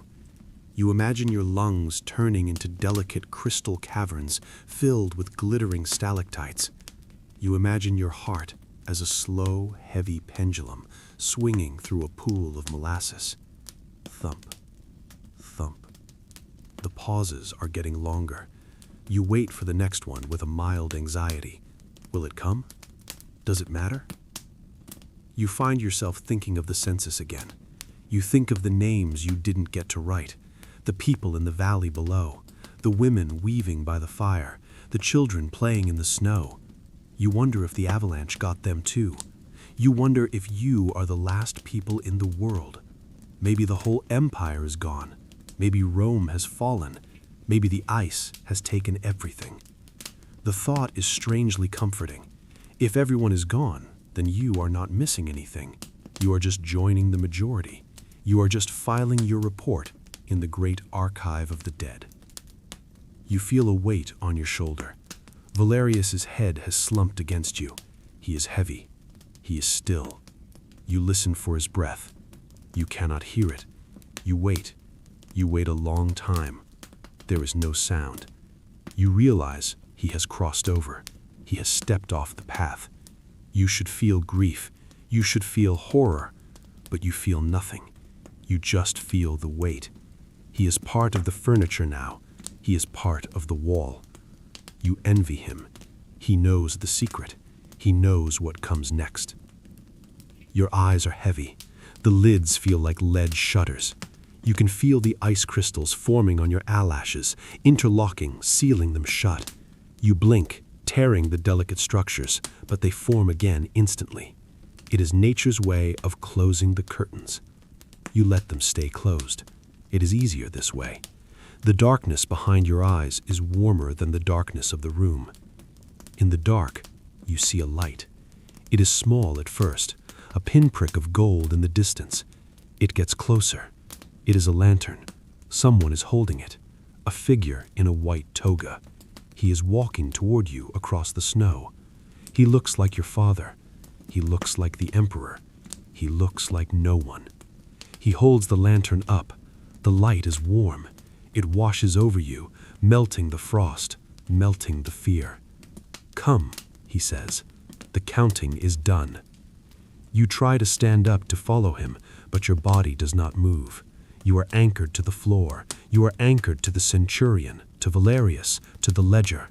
But your spirit feels light. It feels untethered. You feel yourself lifting. You feel the cold dropping away like a heavy chain. You take a deep breath. It is sharp and cold, but it doesn't hurt. One last entry, you think. You summon the image of the ledger in your mind. You see the page. You see your own name. Quintus, Valerius, scribe. You do not cross it out. You simply close the book. The wind outside picks up again, a gentle lullaby that strokes the roof of the outpost, but you do not hear it. You are listening to the silence, and the silence is beautiful. The silence is warm. The silence is... The sound of the heartbeat stops. The wind fades into a pure white tone. You are floating in the white void. It is a pleasant place, devoid of hunger and stripped of the biting cold that defined your existence for so long. Here, in the space between the last beat of your heart and the final darkness, there is only a soft, enveloping silence. You are a memory of yourself, hovering above the frozen tableau of the room, looking down at the pile of rags that used to be a man. You are ready to let go. You are ready to become ink on a page, a statistic in the archives of the underworld. The peace is seductive. It calls to you like a lover, promising an eternity of warmth and rest. You have accepted the end. You have welcomed it. But the world is not done with you. The vibration starts in the floorboards. It travels up through the frozen timber, through the layers of wool and fur, and rattles your teeth. It is an intrusion. It is a violation of the sanctity of your dying. You try to ignore it, to sink back into the cotton wool softness of the hypothermia, but the vibration grows. It becomes a rhythm. Thump, thump, thump. It is the sound of something heavy striking the earth. It is the sound of violence. Your eyes, sealed shut by a crust of ice and rheum, flutter. The movement tears the delicate skin, a sharp, stinging pain that drags you kicking and screaming back into your body. You do not want to go back. The body is a cage of agony, but the sound is relentless. It is getting louder. It is getting closer. Crack! The noise is deafening. It sounds like a thunderclap inside a coffin. You flinch, a microscopic spasm of your shoulder, but it feels like you have moved a mountain. The air in the room, stagnant and preserved like the air in a tomb, shudders. Dust falls from the rafters, coating your face in a fine gray powder. You force your eyes open. The effort is immense. Your vision is a blur of gray and black, a tunnel narrowing to a pinprick. You look toward the door. The heavy timber door, barred and frozen shut, is vibrating. Something is on the other side. Something is trying to get in. You think it is a beast, a bear perhaps, woken from its hibernation by the scent of death. Or maybe it is the mountain itself, the ice coming to finish the job, to crush the little wooden box and everything inside it. You watch, paralyzed, as the wood around the latch begins to splinter. A A spike of iron, black, jagged, and terrifying, bursts through the oak. It twists, tearing the fibers of the wood, then withdraws. A shaft of light shoots through the hole. It is blinding. It is not the soft blue light of the moon or the warm glow of a fire. It is the harsh, white, judging light of the sun reflecting off snow. It burns your retinas. You try to turn away, but your neck is fused. You are forced to watch the demolition of your sanctuary. Smash! Another blow, then another. The sound of iron against wood is a rhythm of destruction. Axes, hammers, crowbars. The door is being murdered. You feel a surge of irrational anger. Leave us alone, you want to scream. We are sleeping. We are done. Why can't they let you die in peace? Why must there be this noise? The door groans, the hinges shrieking as the metal is twisted beyond its tolerance. The bar, the heavy oak beam that Valerius dropped into place a lifetime ago, cracks down the center. With a final catastrophic crash, the door explodes inward. The world rushes in. It is an assault of sensation. The air that hits you is not just cold, it is fresh. It is rich with oxygen, smelling of pine resin, crushed snow, and sweat. It hits your lungs like a physical blow, burning the delicate tissues that had grown accustomed to the thin, recycled atmosphere of the room. You gasp, a ragged, hacking intake of breath that sounds like a dry branch snapping. The light floods the room, illuminating the squalor you have been living in. For the first time, you see the true state of things. The filth on the floor, the soot staining the walls, the gray, sunken faces of your companions. You see the centurion, his eyes open and glassy, staring at the intrusion. You see Valerius, slumped and broken. You see yourself, a skeleton wrapped in a dead man's cloak. Figures fill the doorway. They are massive, blocked out against the glare. They're shouting. The noise is overwhelming. It is a cacophony of Latin, barking orders, curses, and shouts of disbelief. They sound like giants. They sound like gods of war. They stomp into the room, their heavy boots crunching on the debris. The floorboards shake under their weight. They are too loud, too fast, too alive. You shrink back, pressing yourself into the wall, trying to make yourself invisible. You are a ghost. You do not belong among the living. One of them kneels beside you. He's wearing the crested helmet of a legionary. His face is red from the exertion of the climb, his beard crusted with ice. He smells of garlic and warm wool. He grabs your shoulder. His grip is crushing. It is the touch of a blacksmith handling cold iron. "Alive!" he shouts over his shoulder. "This one breathes!" You want to tell him he is wrong. You are not alive. You are just waiting. But your tongue is a block of wood in your mouth. You cannot speak. You can only stare at the red crest of his helmet, swaying like a bloody pendulum. He grabs your face, forcing you to look at him. He pours something into your mouth. It is warm. It is sweet, honeyed water. It flows over your tongue, stinging the cracks, and trickles down your throat. Your stomach spasms, confused by the sudden arrival of sustenance, but then accepts it. The warmth spreads through your chest, a painful, tingling heat that wakes up nerves you thought were dead. "Easy, scribe," the soldier says. His voice is rough, but there is a strange gentleness in it. "We have you. The road is open. The Empire is here." The Empire. The word sounds ridiculous. What is the Empire to a man who has seen the void?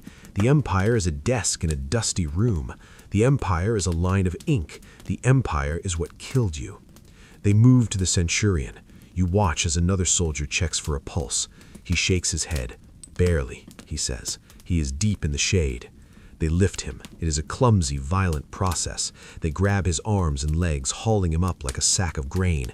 The centurion groans, a sound of pure agony as his frozen joints are forced to move. You feel his pain in your own limbs. You wince as they carry him out, his feet dragging through the snow that has spilled into the room. Then they go to Valerius. The soldier touches his neck. He holds his hand there for a long time. Then he stands up. He makes a sign against evil. "Gone," he says, stiff as a board. They do not lift Valerius. They leave him. They leave him sitting on the bench, guarding the empty room. You feel a pang of betrayal. You want to shout, "Take him, he is one of us!" But you were being lifted. Two soldiers grab you. One takes your shoulders, the other your knees. The world tilts. The ceiling spins. You are hoisted into the air, suspended between the warmth of their bodies.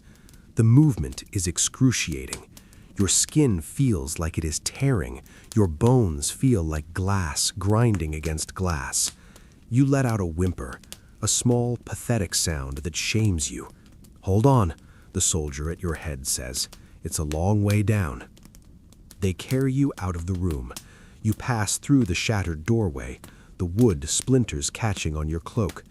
You pass through the vestibule, where the body of Marcus still lies, covered in frost. You see him for a fleeting second, a white mound on the gray stone. You are leaving them behind. The dead are staying to keep watch over the mountain. You emerge into the light. The brightness is absolute. The sky is a searing blue, innocent and clear, as if it had never conspired to kill you. The sun is high, reflecting off the millions of tons of snow that have buried the valley. The world is white. White peaks, white slopes, white ruins. You see the extent of the avalanche. It is a landscape of devastation. Trees snapped like twigs, boulders the size of houses scattered like pebbles, and through it all, a thin, dark line, the path the rescue party has cut, a trench dug through the snow, a wound in the white flank of the mountain.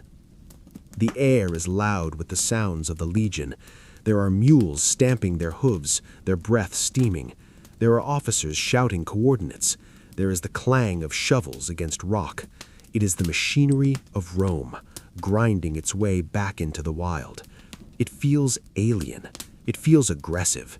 You are a creature of the silence now, and this noise is a physical assault.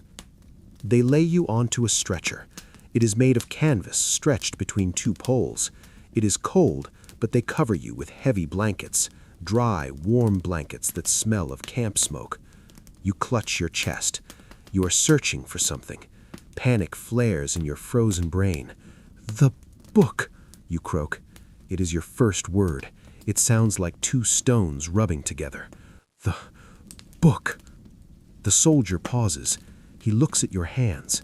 You are gripping the leather satchel with a rigor mortis grip. You have not let go of it since the rescue began. You have it, scribe. You have your numbers. You look down. Your knuckles are white, locked around the strap. The ledger is there, the census of the ghosts. You relax, sinking back into the canvas. You have the record. You have the proof. The stretcher is lifted. The journey begins. You are moving away from the outpost. You try to lift your head to look back, but you cannot. You can only see the sky. The blue, empty, indifferent sky. You hear the crunch of boots on snow. Crunch, crunch, crunch. It is the rhythm of the march. It is the sound of life. But as you sway with the movement of the bearers, you close your eyes and listen for the silence. You listen for the wind in the eaves. You listen for the rattle of Marcus's breath. But they are gone. There is only the sound of iron, the sound of men, and the sound of your own heart beating stronger, dragging you back to a world you no longer understand. You are a passenger in your own body. You are no longer a man who walks. You are cargo. You are a bundle of rags and bones strapped to a canvas stretcher, swaying in time with the march of the legionaries. The movement is sickening, a constant rolling pitch that reminds you of a ship on a rough sea. But you do not vomit. Your stomach has been empty for so long that there is nothing to expel but bile and fear. You stare up at the sky. It is a terrifyingly bright blue, a vaulted dome that feels too high, too open. For weeks, your world was a ceiling of timber and soot, inches above your head. Now the sheer volume of the empty space above you gives you vertigo. You feel as though if the soldiers were to drop the stretcher, you would fall upwards, sucked into the endless azure void, dissolving like a wisp of smoke. The descent is a journey through time. You are traveling backwards, away from the Ice Age and into the present. You can feel the altitude dropping in your ears, a sharp, painful pop that clears the muffled silence of the high peaks. With every 100 feet you descend, the air changes. It grows thicker. It grows heavier. It tastes different. Up there, the air was sterile, a knife of pure oxygen and ozone. Down here, it is a soup. It smells of wet pine needles, of rotting leaves, of horse manure, of life. It is cloying and rich, and it makes your head spin. You take a breath, and it feels like drinking water. You are drowning in the atmosphere of the living. You turn your head to the side, the muscles in your neck protesting with a grind of stiffness. You look at the passing landscape. The white tyranny is breaking. The pristine, seamless blanket of snow is giving way to the ugly, beautiful chaos of the thaw. You see patches of gray rock, wet and shining like iron. You see the dark green of the fir trees shaking off their burden of white. The green is violent. It hurts your eyes. It is too vibrant, too alive. After the monochrome world of the outpost, color feels like an assault. You see a patch of brown mud where a deer has scraped away the snow. You stare at it, mesmerized. Mud, dirt, earth. It looks like gold. You want to reach out and touch it, to smear it on your face, to prove that the world is not just ice. The soldiers carrying you do not speak to you. To them, you are a mission objective. You are a crate of sensitive documents that breathes. They talk amongst themselves, their voices loud and casual. They complain about the blisters on their feet. They talk about the wine ration. They make jokes about a whore in Verona. Their words wash over you, incomprehensible in their banality. How can they talk about wine? How can they talk about women? Do they not know what is behind them? Do they not know that the world has ended? You want to scream at them, to tell them that Valerius is sitting on a bench with frozen eyes waiting for a game of dice that will never happen. But you remain silent. You are a ghost passing through the land of the living, and ghosts do not speak. The road widens.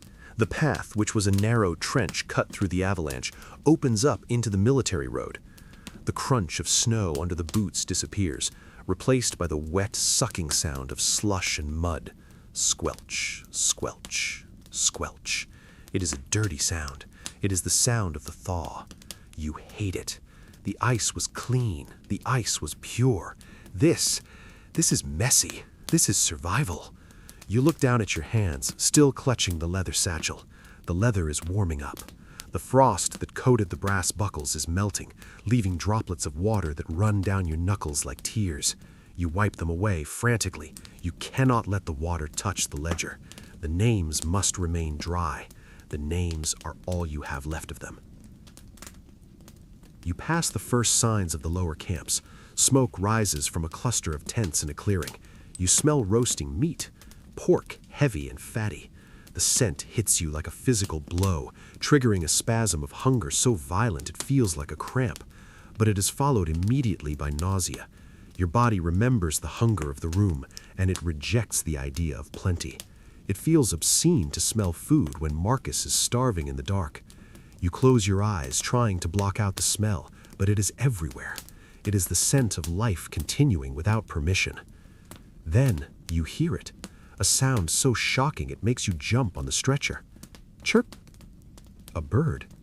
A small brown sparrow flits across the path, landing on a branch of a pine tree. It puffs out its chest and sings. It is a happy, mindless melody. You stare at it with a kind of horror. How can it sing? Does it not know? The indifference of nature is the cruelest joke of all. The bird does not care about the census. It does not care about the empire. It simply is. You watch it fly away, a tiny speck of life against the gray rock, and you feel a profound loneliness. You are not part of its world anymore. You have seen the other side. The soldiers stop for a brief rest. They set the stretcher down on a dry patch of stone. The sudden lack of motion is jarring. The earth feels solid, unmoving, unlike the floor of the outpost, which seemed to vibrate with the wind. You manage to push yourself up on one elbow. You look back. The mountain looms above you. It is a massive white wall piercing the clouds. It looks beautiful. It looks serene. From here, you cannot see the shattered door. You cannot see the chimney that isn't smoking. You cannot see the grave. It hides its secrets well. It looks like a postcard from Rome, a scenic backdrop for a play. But you know that up there, in the blue shadow of the peak, time has stopped. You feel a sudden, desperate urge to go back. You feel like a traitor. You are leaving them. You are deserting your post. You are stealing the warmth of the valley while they keep watch in the eternal cold. Drink.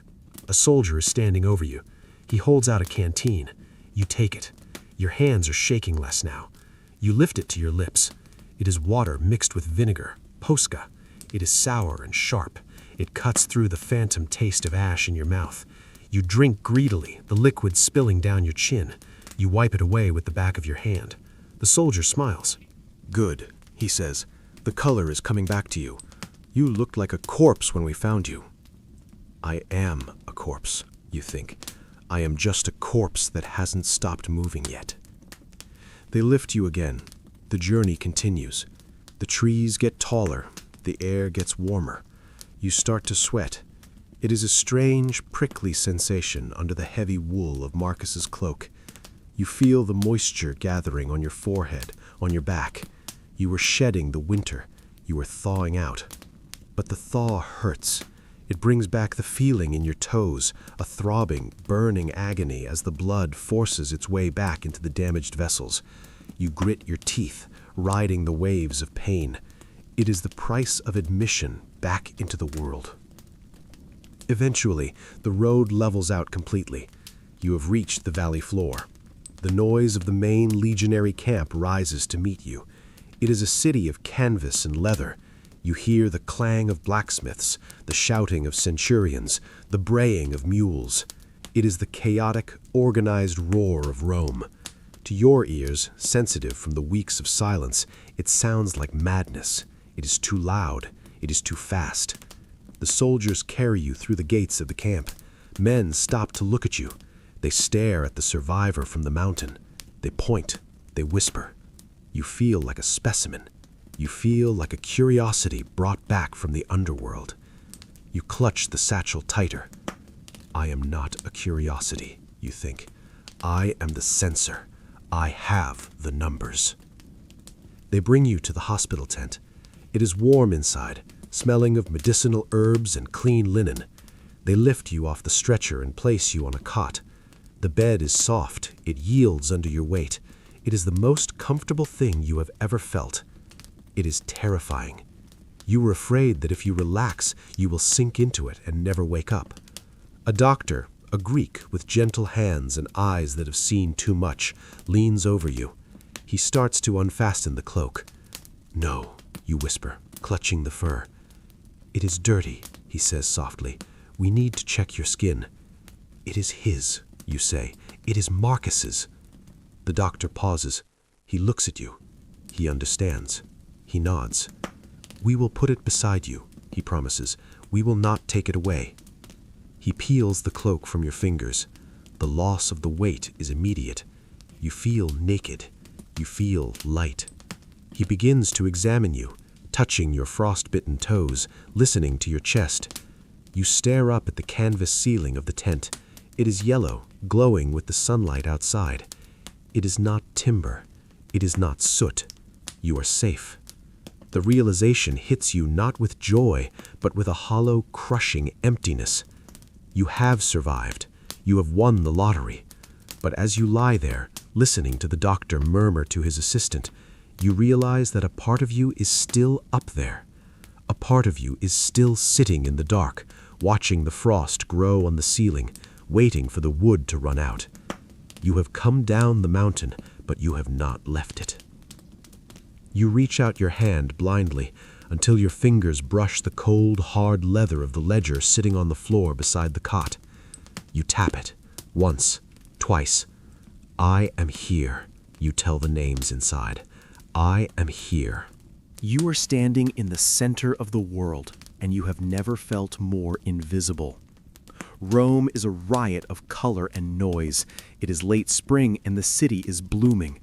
The air smells of blooming jasmine, roasting garlic, and the heavy, sweet rot of the Tiber River.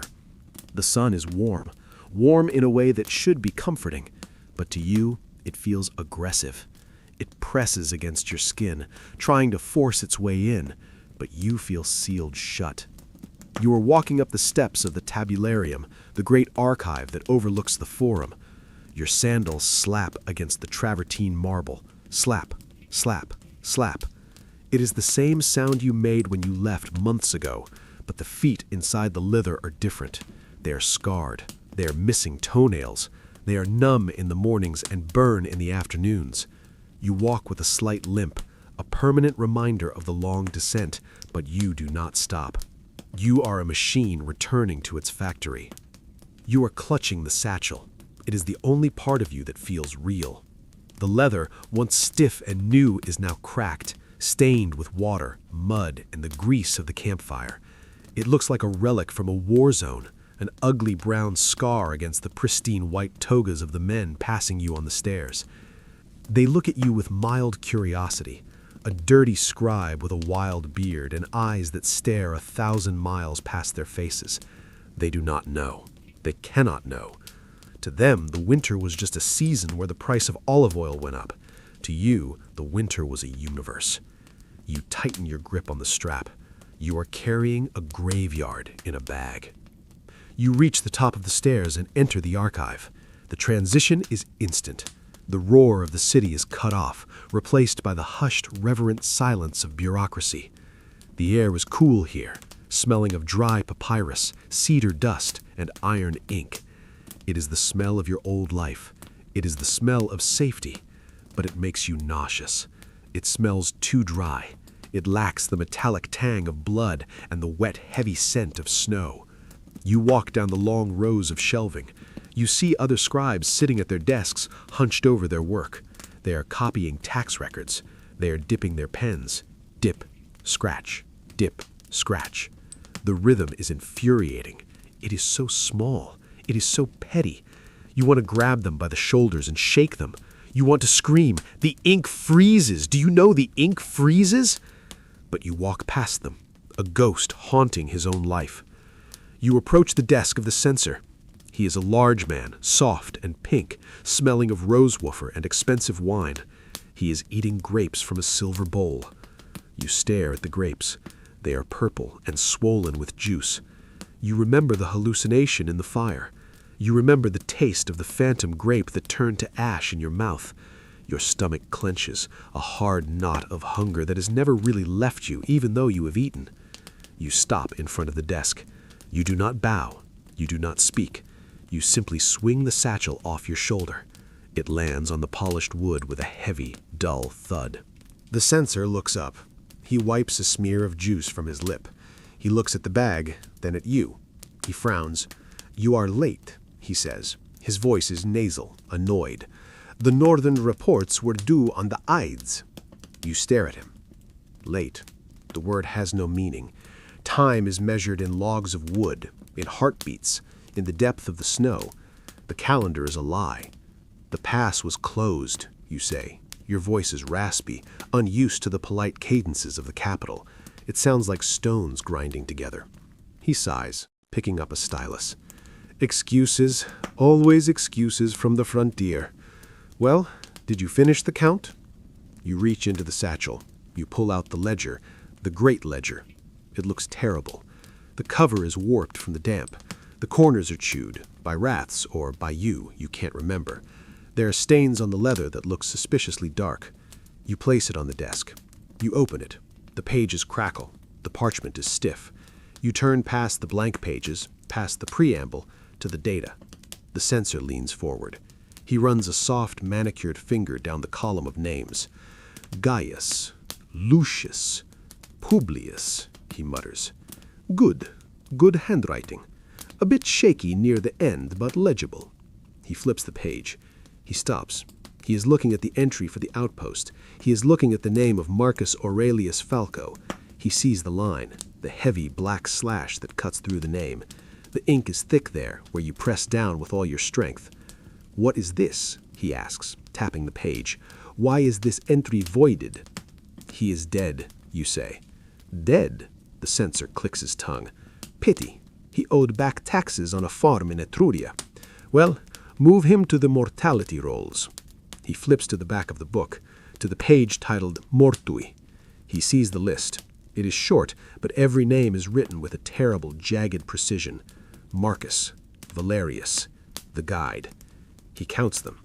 3, he says. Only 3? That's not bad for a winter season. We expected worse attrition.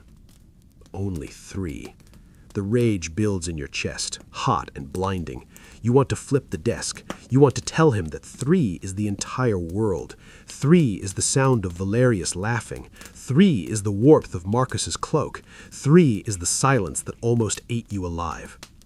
You want to tell him about the night the fire went out. You want to tell him about the taste of the leather you chewed on. But you don't. You stand there, paralyzed by the sheer gulf of understanding. There is no language for what you saw. There are no words in Latin or Greek that can explain the white wall. To him, they are numbers. To you, they are the weight on your soul. Is the count complete? He asks, looking up. It is complete, you whisper. Good. He closes the book. Thump. You are dismissed. Go to the bursar for your pay. He waves his hand. A dismissal.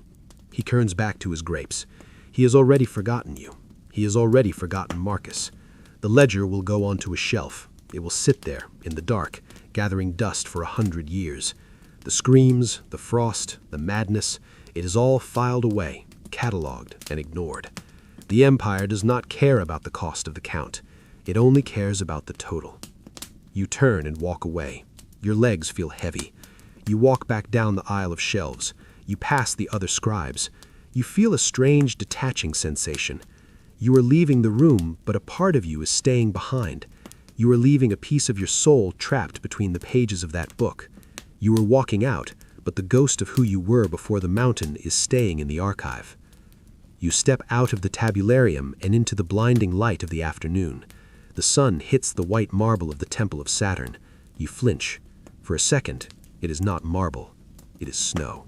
It is the blinding, searing white of the avalanche. The pillars are icicles. The noise of the crowd is the roar of the wind. You stumble, grabbing a column for support. The stone is warm, but your hand expects ice. You are hallucinating again. Or perhaps you are seeing the truth. Perhaps Rome is just another outpost, waiting for its own winter. You walk down the steps, into the crowd. You are surrounded by people, thousands of them. Soldiers, merchants, slaves, children. They bump into you. They shout. They live. You look at their faces. You do not see citizens. You see fragile sacks of blood and heat. You see how easily they could break. You see the skull beneath the skin. You count them automatically. 1, 2, 3. But you are not counting them for the tax roll. You are counting them for the grave. He will die of fever, you think, looking at a sweating merchant. She will die of cold, you think, looking at a beggar. You are the censor of death now. You see the end in everything. You find a quiet spot near a fountain. The water splashes into the basin, clear and cool. You sit on the edge. You dip your hand in. The water is cold. It shocks you. It reminds you of the bucket in the room. You pull your hand back, trembling. A street vendor walks by, selling warm wine and spiced buns. "Hot wine," he cries. "Warm your bones." You look at the steam rising from the cup. You remember the last log. You remember the warmth of the dead man's cloak. You buy a cup. You hold it in your hands. You do not drink it. You just hold it. You let the heat seep into your palms. It is the only thing that feels real. You sit there as the sun begins to set. The sky turns purple, the color of the bruised clouds over the mountain. The air cools. The crowd thins. The noise fades. You are back in Rome. You are safe. You have your pay in your pocket. You can go to a tavern. You can go to a brothel. You can go home to your apartment and sleep in a bed with blankets that have never known frost. But you know the truth. You are not back. You are still there. You are still sitting in the dark, listening for the breathing that isn't there. You are still waiting for the wood to run out. The mountain did not kill you, but it kept you. You are a hollow shell, filled with the echo of the wind. You look up at the first star appearing in the twilight. It is cold and distant. It watches you without pity. You take a sip of the wine. It is lukewarm now. It tastes of nothing. You close your eyes. And in the silence of your own mind, you hear the scratch of a pen on parchment. Scritch, scritch. You are still counting. You will always be counting. And the snow is starting to fall.